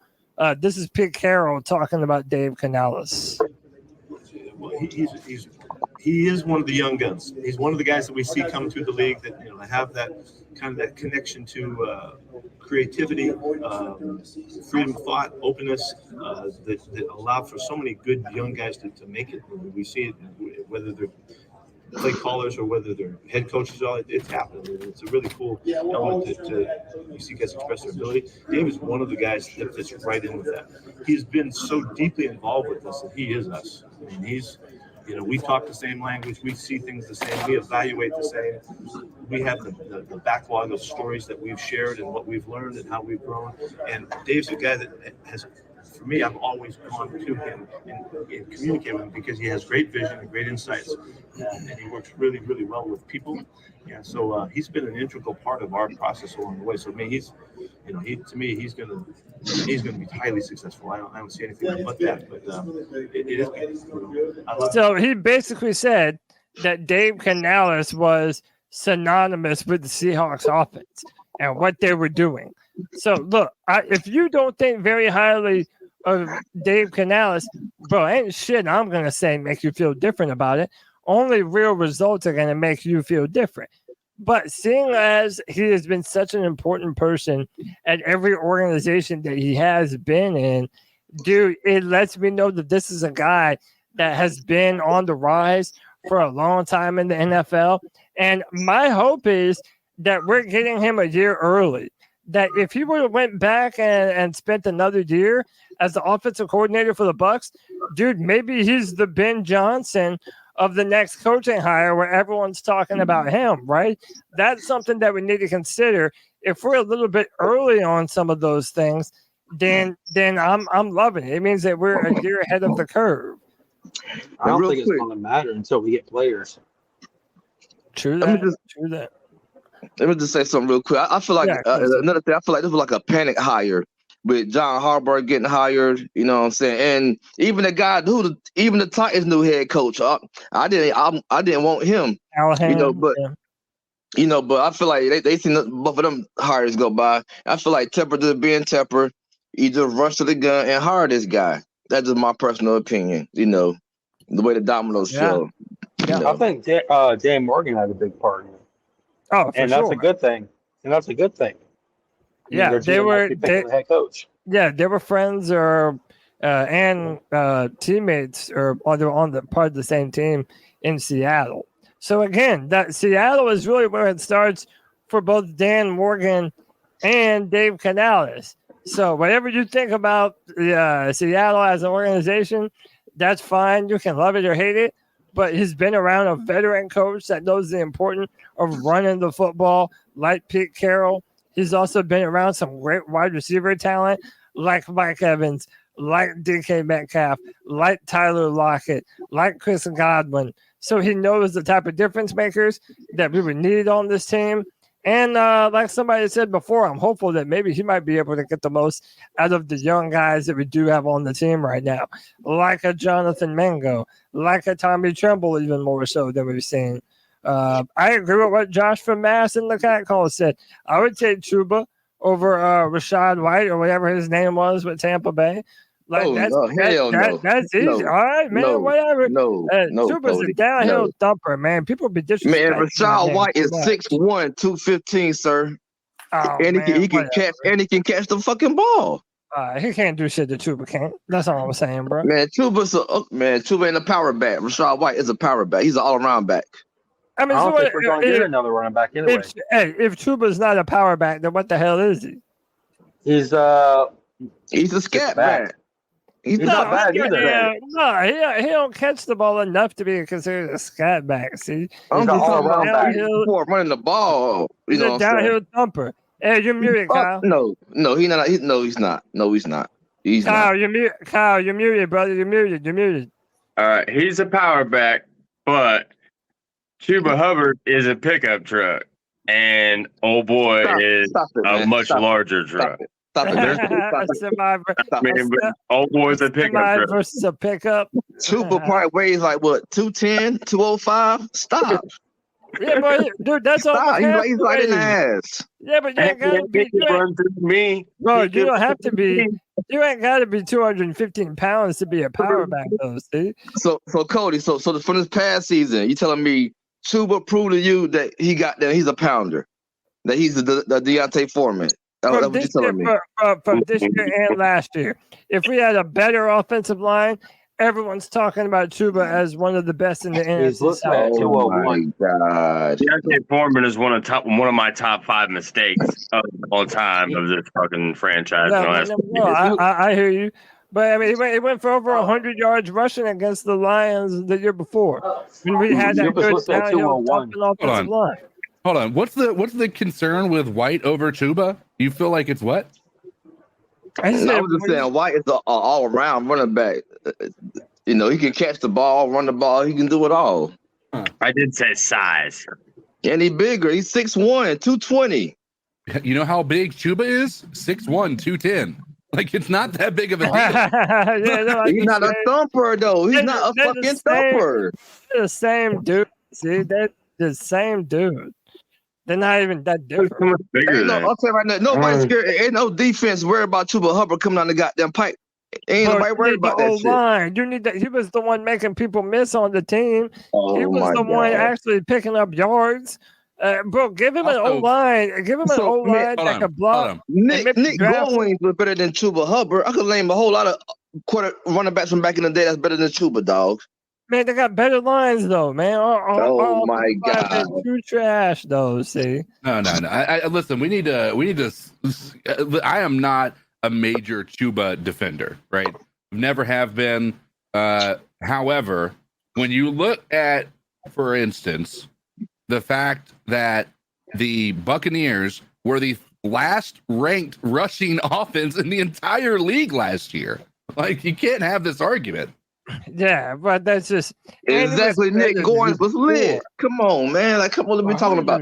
Remember, but real quick, let me say, their numbers are exactly the same, actually. Hey, let me bring in my man JJ into the show. JJ, what's up, dude? To be fair about y'all saying Dave Canales had the worst rushing offense last year, Tampa had like the worst rushing offense 3 years in a row, basically. Yeah, they did.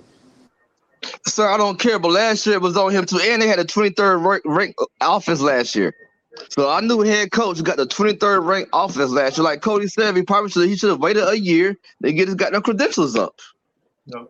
But then if he got his credentials up, we're not in the running anymore. Yeah, we're not the number one contender to get. That's what I'm saying. We don't have credentials. But look, that's what I'm saying. If this dude is the next offensive line, then it's better that we hire him now when he doesn't have that name commodity thing going like Ben Johnson had this year. White is 6'1", man. But real quick, Cal said something earlier, like what? Because somebody in the chat said something about the Bucs would have made him the next head coach. No, Todd Bowles was to get fired. So when Cal brought that up earlier, you know, if the Bucs didn't want him to be the head coach, why do we want him to be the head coach? No, I was saying hypothetically, if Dave Canales the only reason Todd Bowles still got a job, and he had to replace, and they had to replace him, would he be a candidate? Would he be a strong enough candidate in-house to be able to want upper management to want to promote him? Is what my point was.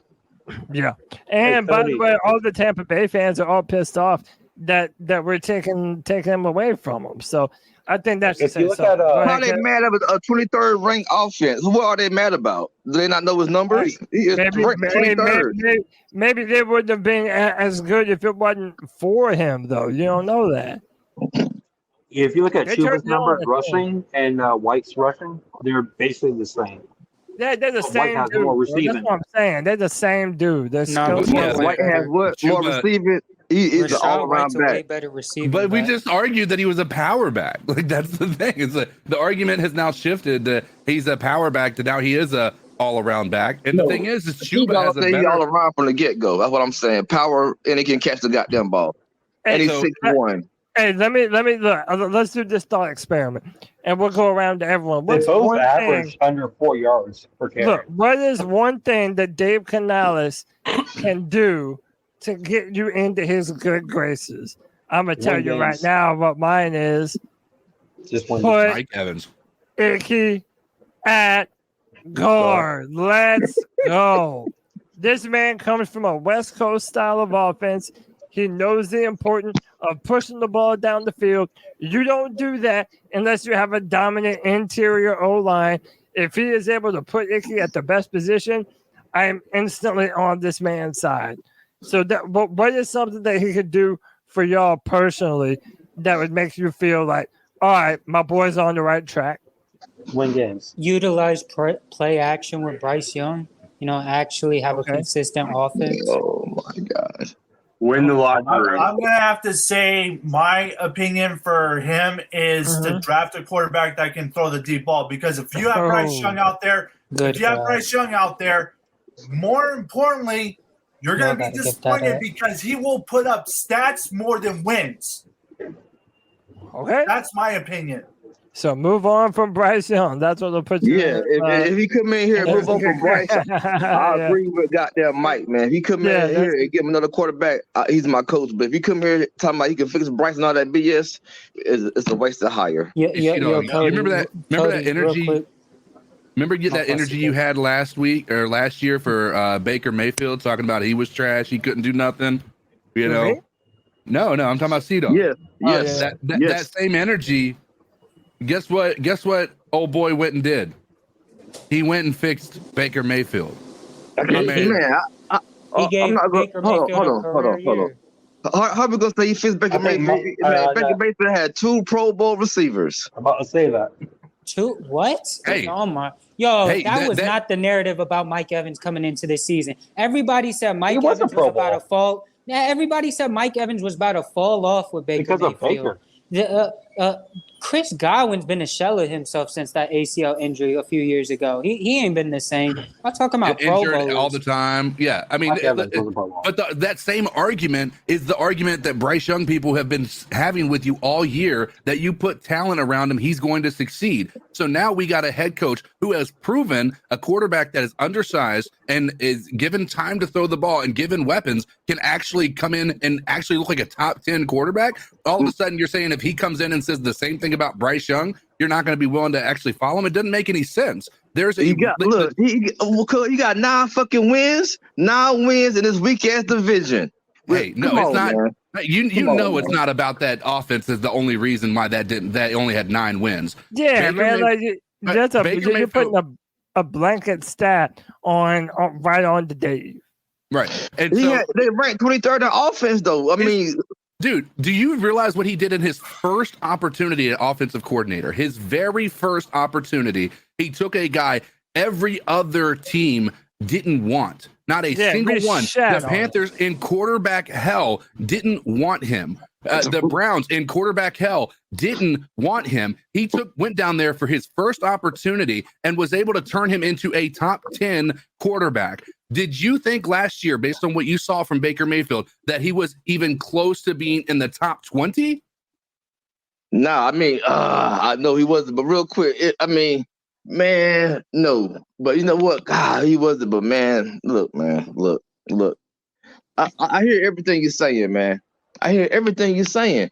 But man, like I said, I'm not impressed with anything. A 23rd ranked offense does not impress me. Hold up real quick. Let me tell y'all this real quick. You get this right quick.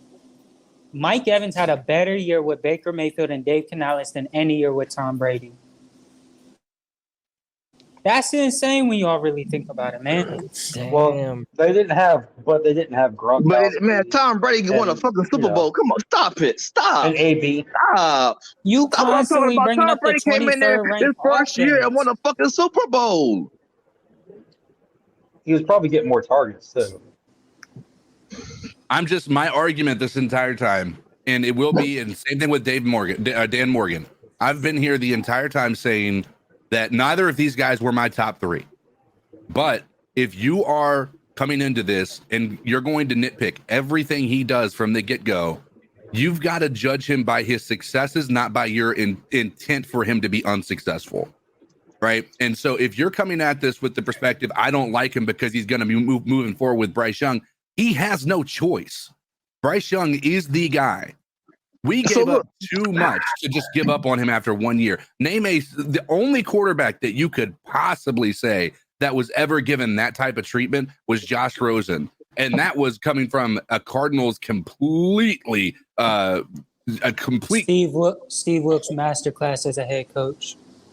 Steve Wilkes didn't even want to draft Josh Rosen. Stop it. Stop it. He didn't even want that motherfucker. Yep. He wanted Josh Allen. I'm sure Steve Wilkes also didn't want to have the worst defense ever, but he fucking did. And guess what? It'll be interesting to see what the Panthers do. And guess what, too? When that happened, when Josh Rosen was released, they had a top 5 pick. They had the number 1 overall pick and got Kyler Murray. So they had a plan to go get another guy who, by the way, was undersized, and they knew that they had an option. We have a guy who Bryce Young, who underperformed last year. We have no draft pick in the first round. So getting rid of Bryce Young under the guys that we're going to draft a guy in the 2nd, 3rd, or 4th round to actually replace him is just hysterical. Yeah, I mean, dude, there's so many questions, that we're not going to get our answers anytime soon, man. Real quick, Greg, I got a question for my man, Greg, real quick. Man, how many? My bad, CK. Real quick? Yeah. How many wins do we get now? Y'all telling me we gonna keep Bryce Young? He gonna be the fucking. And this is why I don't want this. This is why I don't want. This is why I don't like this hire. You know what I'm saying? But Just tell me how many wins you predict for us next year with Bryce Young. It's impossible to do that right now. We don't know what our weapons are going to look like. We don't know what our O-line is going to look like. We don't know what our defense is going to look like, who our coordinators are. To ask me to do that right now is impossible. Okay, now ask me. Hold on, Cody. Ask me. How many wins do you think we're going to have? Hold on. Two fucking wins. I predicted last year we were going to win 2 fucking games with fucking Frank White, but I didn't want Frank White ass. I predicted 2 wins last year. Okay. I'm telling you right now, with David Canales, we're gonna win 2 fucking games because we don't got a. I'm sorry, I'm mad. But we don't have a quarterback. And real quick, I'm gonna say this. Look, man, just the thing. Look, man, you can't tell me why the fuck we didn't go get goddamn Lamar Jackson. I'm gonna remember that. The New York Jets. Everyone, y'all remember how I gave Anthony shit for all the Bryce Young? Yo, C-Dog, you better pray to God we win 2 games, because I'm coming after you after this, bro. Because Dave Canales is legit. I believe in him. Anyways, Cody, I gotta go. You asked earlier what is something Dave Canales can do to prove himself to us. Mm-hmm. I think in-game adjustments, multiple shit like that, bro. That's a huge part of success in the NFL nowadays. Yeah. It's a part of your game plan and in-game adjustments. If he start doing that shit year 1, then we good. Hold on, sir. How many wins do you predict for next season, sir? How many wins do you predict, sir? 6. We'll triple our wins. Boy, stop. Stop it. I'm feeling optimistic with some people, not so much with others, man. I love how 6 wins is optimistic, by the way. Teams. I'm telling you right now. Pretty much. If Bryce Young plays every fucking game, I promise you, like I said again last year, teams gonna have 8 men in the fucking box every fucking game. Every fucking game. I promise you, they will. I mean, we'll see, man. Since we cut Cam Newton, has there been a Panther player you're happy with? Because as long as I've been on C3, you ain't never been happy with no Panther. Oh, hold on. Hold on. I got to pick Derek Brown and Jeremy Chin, and then I'm so upset with Jeremy Chin because they don't even know where to put Jeremy Chin. He's a free safety or a strong safety, but they put him wherever, like. But I love Chin. Jeremy Chin won't come back, or I wouldn't. He's a free agent. He don't want to be here. I wouldn't want to come here either. We fucking suck. Jeremy Chin, they'd have to pay me $25 million a year to come back. Then I'd only sign a 1-year deal. Who has been good besides McCaffrey? Besides McCaffrey and Cam Newton, who have he gotten that's been good? Who? I mean, wow, but he still ain't no Luke Kuechly. Who can we get excited about on this fucking team? What can C-Dog be happy about this fucking team? Well, look, I'm telling you, it's all going to depend. Well, go ahead, Kyle. No. Hold on, Kyle. Now, look, since Tepper has owned this team, we hadn't had a winning season ever. At least for me, have Ron and Cam. Even we know we could win fucking games. Let me tell you something, man. When we had Cam Newton, I didn't give a fuck how much money I spent on the game ticket. God, I knew we had a fucking chance.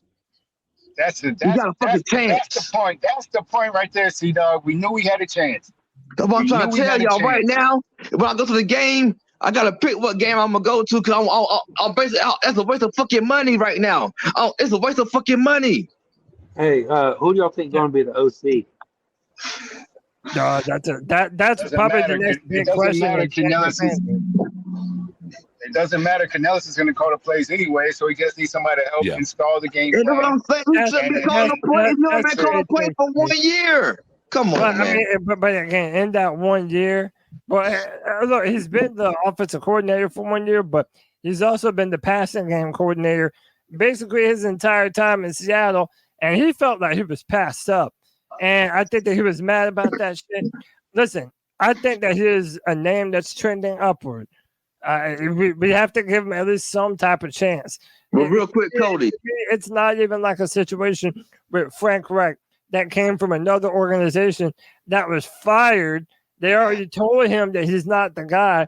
This is a brand new guy with a brand new energy. He's a younger guy.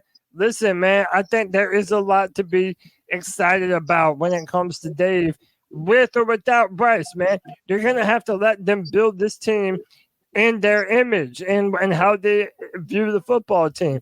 I'm looking at T. Higgins for this offense. I know you don't like him, Steve, but I think T. Higgins is perfect for this offense. Please stop saying T. Higgins. Please stop saying T. Higgins is not coming here to play for Bryce Young. Nobody want to play for fucking Bryce Young. Stop that shit, Cody. There's a bunch of different people that would come to Carolina to play in the offense that Dave Canales is building. I really do. I mean, look at what they were able to do for Tua in Miami, man. I'm telling you, this shit is about to be similar. No, That's hold on. how you have to build. Are we going to get Tyreek Hill? No, hold on, real quick. In that playoff game, when the deep ball that Tua threw to Tyreek Hill was underthrown. A quarterback, when you're in inclement weather, you gotta have a quarterback that got a fucking arm. Well, they solved that problem. They solved that problem. They fired their defensive coordinator. No, I'm talking about for the Dolphins. The Dolphins don't have a quarterback. Yeah, that's what the Dolphins did. Right, but see, though, we're not going to change Bryce right now, though, bro. That's what I'm trying to tell you. It don't matter how much you hate the kid or love the kid. Bryce is about to be the quarterback for the next 2 years, bro. Well, if we love that shit, if we hate that shit, that's what it's going to be. So if you're hiring someone that's going to get the most out of an underperforming quarterback, well, damn it, at least Dave Canales has done that shit before, bro. He has proven to take a mid-level quarterback, and I know you don't even think he's mid, but he has elevated his game with the type of play calling that they have, bro. Nobody thought shit about Geno Smith, and now he's viewed as a starting quarterback in the NFL. It takes some time, man, but you're going to have to give it a little bit of time before we start judging Dave Canales on what we're going to have to get a running game. Why did the Seahawks keep him as an OC then? Why didn't the Seahawks keep him as an OC then? But hold on, well, they didn't give him a. But yeah, they never promoted him when he was wanting to be promoted, so he went somewhere else. Hold on, let me go to CK, and then I believe Kyle was going to jump in. Go ahead, Are you guys concerned at all that the Panthers haven't officially announced this though? Have they not? No, I really not. Because even though it hasn't been officially announced, I mean, dude, this is as official as. I know, but that's like when you saw that happen with Dan Morgan. Like you got the news, and then within a matter of like minutes, the Panthers put out our new GM is Dan Morgan, right? Y'all remember the Colts, right? With I'm sorry. What's his name? Josh McDaniel.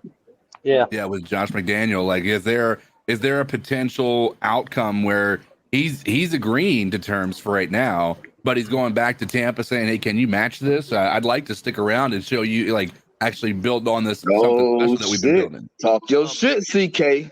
If I remember the tweet that I read, unless there's been more because I was at work that I haven't read, they offered him the job and he accepted it. That's what was released. That they still were working on the contract numbers. Yeah, and that same thing happened with McDaniels though with the Colts. Like they had announced, like they got to the point where it was like official almost, and then he just backed out. I think he even signed his contract. Yeah, his wife told him to. He did some old bullshit. His wife told him not to because he spent so much time in the bathroom. Josh McDaniels is an irritating little punk.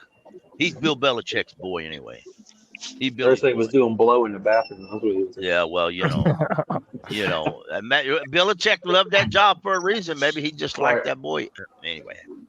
Hey, how about Canales was a wild boy after what Tony read? Like, man, said, I like him. He was a wild boy. Yeah, he's the type of dude that be partying with Kev on a Wednesday night. You know, let's do it, bro. Let's do it. Yeah, you trying to make that man backslide, Kev. I'm trying to make him upslide. Nah, bro, you're wrong for that, bro. You're wrong for that. I mean, look, I'm probably gonna get everyone's final words here on this because we're gonna do a Friday free for all tomorrow at 7 p.m. So we're gonna do this whole song and dance again in a little more than 24 hours. So I'm gonna go around to everybody and get everyone's final thoughts. Let me go to my man Al the Sailor back on the show. Al, what's good, dude? Yeah, great show. I'm not. Yeah, man. I'm not hype, but I'm not mad about the decision. Like, Hey, I feel start like over. Hey, direction start going over, right Al. now. You were breaking up. Start over. You were breaking up, man. Oh, I said I'm not overly hyped. I'm not overly hyped, but I'm not mad at the decision. I feel like we have a direction going now, and I feel like we got something we can go with. We got to figure some spots out on the roster, of course, but I'm mad about it. And see, I would say Nick Owens is better than Hubbard. Come on, Steve, stop playing. Stop playing. No, I hear you. Y'all are so guys. fucking delusional, man. You know what? We have been sorry so fucking long. Y'all are happy for bullshit. That's what the fuck wrong with y'all. We have been no. We have been so goddamn sorry. Y'all just happy for any goddamn thing. We won 2 fucking games this year. Wake the fuck up. Maybe we're not. Maybe God, that's damn. wrong. Nobody said nothing about And that. I called I this didn't say shit. nothing Come about on, wins and man. losses. that we're happy or we're I didn't say nothing about the wins and point losses. we can handle I didn't say nothing ourselves about wins and with losses. respect better than some people can. Well, I mean, dude, look, nobody has the right to say that it's going to be successful or that it's going to be shit. We don't know yet, man. We just don't know. And I get everybody's going to jump to conclusions. You don't know, bro. But, God, y'all we're going to have to let this live. Let it live for a little while. Let everybody come to their own conclusions. And, hey, everybody's going to keep their receipts anyway of who didn't believe what when. So it's like, shit, man. I don't even know what to think anymore. See, dog, give me your final. Were you done now? No, let me go ahead. I'm sorry, man. This is my quick talk, man. I was gonna say, who was Sean McVay? Oh, all right, cut. Yeah, say it one more time. Listen, we say how? Somewhere way down the line, I said, who was Sean McVay before he got the job? You don't know, bro. You don't know right now, so we got to. Man, this dude ain't Sean McVay. Sean McVay came from motherfucking Shanahan. We don't know that, though. Come on, man. We don't know that. That doesn't matter, though, bro. Before he got the head coach job, he was a nobody. Yeah, you don't know that he's nobody. not that. We don't know that. Al, check me out, Al. The Seahawks could have hired him as their OC. They didn't. So he left and became the OC at Tampa Bay. You know what that tell me? He the kid at the park. If he didn't get picked to play on the team, he took his fucking ball and went home. But maybe they were right though. Maybe he was right for doing that. You know what? I'm gonna finish on the Friday free for all. Yeah, he does. He definitely does. I'm gonna finish on the Friday free for all because I could have just jumped on that, but I'm gonna let everybody get their word and I'm done too. All right, Cody, thank you. Everybody, yeah, man. Have a good day, CK, Pickle, C-Dog. See you later, bro. All right, have a great day, man. Keep pounding, Mike. Yeah, keep pounding, dog. Later. Keep pounding. Yeah, man. C-Dog, let me get your final thoughts, bro. I know you already kind of made the thoughts. Real quick, my final thoughts, man. I'm not impressed with anything. I'm not impressed with Dan Morgan. All that shit is just, like I said, to me, Dan Morgan just another fucking yes man. How goddamn Scott Fitterer was, because you went out here and said you were going to hire this fucking team, and you just to hire somebody in house. Then we go get the dude Dave. Like I said, he only had 1 year calling offense. It wasn't like no prolific offense. It was the ranked 23rd. So he got to show me. At the end of the day, he got to show me. Now, if he could come in here and make Bryce Young look good, I would shut the fuck up. I told y'all this shit last year. If Bryce Young come in here and fucking ball out, I would be quiet, because a lot of people talking about Bryce Young would be better than Cam Newton and all this bullshit. Until otherwise, he can never feel Cam Newton fucking got them Under Armour cleats. Until otherwise, period. With that being said, everybody have a great fucking day.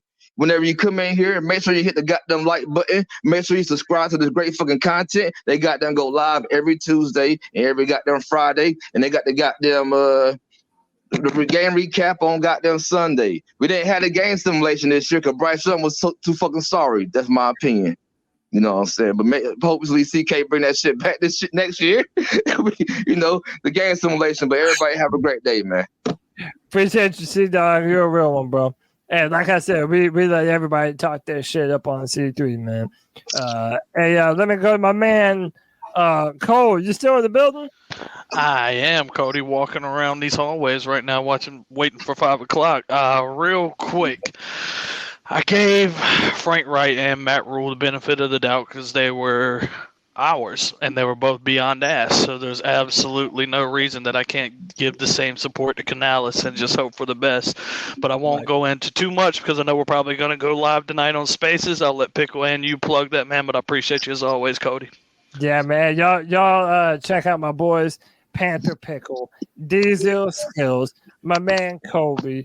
Man, check out the boys, man. They're always running these C3 Spaces. I believe every what day y'all doing? Pickle Monday and every Thursday? Damn day now. Yeah, damn day. Technically, we do it Mondays and Thursdays at 6:30. But I'm a sucker, y'all. See what I mean? He's got big old sucker. Because every time somebody says, "Hey, let's do a show," say, I'm the same way. Every time we sneeze, we do one. Yesterday they wanted to show because somebody said something about variables. All of a sudden, Pickle can show up. But nonetheless, we do them and we have fun while we're doing them. And the best thing about Twitter Spaces is the host can mute everybody. Just like StreamYard needs to follow suit. Yep. They Twitter, need to follow suit. Jake, my man Jake, y'all know who I'm talking about, Jake the Snake. Jake the Snake. I put him as my co-host. He's one of my co-hosts. And in the middle of Tony talking, because Tony visited, he was having his little say. Jake muted everybody in the whole chat. Even the professor can get muted out here. Exactly. So if you come to Spaces and you get muted, don't take offense to it. Don't get your panties all twisted. You damn right. That's basically what he's Because saying. if you do, I'm gonna tell you shut the hell up and then kick us out. He has proven he will do as such. Y'all follow him. Y'all follow Panther Pickle, Diesel Skills, man. They've been posting up these Spaces. Cole, yeah, man, they've been killing it. They'll probably go live tonight, as you heard. My man Kyle. It'll probably be before 6:30. All right. Kyle from Charlotte Sports One, happy to have you again, bro. Give me your final thoughts, man. So I mean, it's just an echo chamber now. I mean, we've given up so much faith and optimism and hope for who we've hired in the past 5 years. So I mean, why not just continue on that train? You know, that's what we do. You know, so I'm gonna give him the benefit of the doubt. I mean, he has turned bad quarterbacks better. My biggest thing is, if Bryce can't throw more than 40 yards, accurately over and over, how does he scheme up plays that are less than that we can take advantage of separation, that we can get receivers in here that can do that? So that would be the thing that would win me over personally. But yeah, and as far as like guessing wins, I'm betting that we do better than we did this past season. God, let's hope so, man. God, we need some upward trajectory, man. We need something fierce too. But Kyle, I appreciate you, brother. I'll be seeing you tomorrow night, man. Yes, sir. Yeah, man, appreciate you. Next up, the boy White Chocolate Espresso, back again on the show. Hey, don't think I haven't noticed that you've been absent from the Friday free for all, bro. You better bring your ass, bro. Yeah, his girlfriend controls what he does. Yeah, that's what it is. Girlfriend said, "No, you got other shit to do on Fridays." Yeah, she told you. I got two options. Talk about Thursday, get laid. Nah. You just. What am I going to do? I'm just saying, you got to convince her to let you do both at the same time. That'd be nice. Man, do both. Hey, there's a term for that. They call it pussy whipped. Anyway, you damn right I am. Next, be a man. Yeah. So, okay, give me your final. Get on the show, then you get laid. Yeah. Exactly. Because you're the man, and you control what she does. You make sure. Probably not. Yeah, probably not his I've been girlfriend. married for I'm just 30-some saying. years. You tell her that, bro. Will you? She's about to be a nurse. I'm not upset that shit. We want that. We want that on video too, bro. Okay, set it up. When you tell her that, it's all on video, and we can all see it. Yeah, so we can watch Yeah, you I'm slap sure. the fuck out of him. Yeah, All right, we want to see. Go ahead, Kev. Give me your final thoughts. It's meh for me until free agency happens and then the draft. So my optimism might go up around then. But until I see some like real improvement in wins, it's always going to be low. So. Yeah. Holding your thoughts until we see something. I hear that. I feel it. I mean, Dan Campbell, his first year, won 3 games. So. Yeah, that's true. We're going to have to be patient. Next up, my boy Michael Wydrick back on the show. Michael, we appreciate having you as always, brother. Give me your final thoughts, man. Okay, my final thoughts before I get out of here is this. We have to stop getting overhyped about new coaches because honestly, if they're not working out for us, then they shouldn't be coaching because this is going to be the end of hopefully something that we've been going through for a while. And I'm not too overhyped about this coaching staff. So I hope that we can automatically fix this, get this done. And it's like C-Dog said, if Bryce Young balls out this year or somewhere pointed to that, then I will shut up too. Because I don't want to see a guy that can put up good stats and not put up wins. That's all I'm going to say. Now I'm out. Yeah. If it's not winning, we don't want it. We don't want any of that nonsense. If they're not bringing the W's to Charlotte. Last but never least, one of the 4 horsemen of the C3 apocalypse, my man Codizzle Allen. I appreciate you jumping on again with me, man. Happy we were able to react to this together. What say you, man? Your final words for the show. If you are looking at what we've seen happen over the past week and you are already of the mind, I'm giving up on the Panthers, that's fine. Enjoy your time away. We don't really need you. It's not something that when you come back, I don't want there to be a matter of, I knew that this was going to happen. I'm so, I love Dave Canales. I love Bryce Young. I love this. I love that. It can't be any of that, right? You come in, you start enjoying the show. You start enjoying the Panthers. But don't you dare sit here and say you knew from the beginning. Don't you dare sit here and try to say that you were an advocate for that person from day one. You deserve to be able to enjoy the Panthers winning. We all do. But at the end of the day, these guys they're at 0-0. Both of these guys, Dan Morgan and Dave Canales. Until there's any evidence otherwise as to why they're in the positions that they are, we have to root for them. If you're a Panthers fan, you root for them. You hope that things go incredibly well, and it's okay to be reserved in your excitement. I'm reserved in my excitement. But I tell you what, it feels like a fresh start, and a fresh start after what we've been dealing with for the past 3 years, 4 years, 4.5 years, 5 years, really since 2017. A fresh start is going to be something that we desperately need. And if this turns out to be the guy, then we can all be excited and jump up and down for joy. Heck yeah. I'm hoping that we can all jump for joy fairly here soon, man. Panther Pickle, give me your final words. And we're gonna get the hell up out of here, boys. Yeah. I just want to say Canales wasn't on my top 5 list. I put a top 5 list on Twitter the other day. You people would my Slovic and Munkin were my top. I had Johnson on there, and I had the defensive McDonald, the defensive coordinator for the Ravens, on it.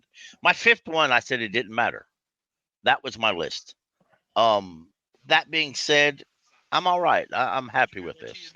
I also didn't want Dan Morgan hired as the permanent GM, but it is what it is, and I mean, like I said before, David Tepper doesn't call me and ask me for advice. If he did, I'd damn sure give it. But he don't. So I take what I can get. I think we're going to be better. I think it's a slow process. Canales could work or he couldn't work. Okay, you don't know this. Nobody knows this. It's like screaming and yelling because this receiver or this person, any free agent, ain't coming here. You know, you don't wear his underwear. You don't put on his britches at night or in the morning, so you don't know what he's going to do. So that's just my opinion. I have a lot of hope. I think we're going to be better. I think we're going to be better because I don't know how we could be worse. Well, we might need to cool it on that too, because nobody thought we would be worse with Reich than Frank Rule or the Matt Rule either. So. Right. I want to shout out to a gentleman in the chat. If he took offense to something C-Dog said, it wasn't meant to. I don't think it was meant to be that way. Nobody should use a derogatory term for a people of a different race. Yeah, we love everybody here. Yeah, I don't think C-Dog meant anything by it. I think everybody comes on the show. Everybody's got strong opinions. Everybody comes from different backgrounds. But here at C3, we love all the races, genders, and religions, man. As long as you're a Panther fan, we're going to let you come kick it with C3, dog. Don't worry about C-Dog. I take care of C-Dog. All right, well, man, look, this has been another impromptu version of the C3 Panthers podcast, breaking some news. Dave Canales, the new head coach of the Carolina Panthers. We will be back. We're going to be doing this again tomorrow at 7 p.m. for another edition of the C3 Friday Free-for-All, where just like this, you can be a part of the show and join the conversation. We'll probably have new news tomorrow about some of the specific details and just more things that'll come out in the wash over that time period. But my name is Cody Lashley. We will be back with the show tomorrow at 7 p.m. for another edition of the C3 Panthers podcast. We bid you farewell and tell you to keep pounding.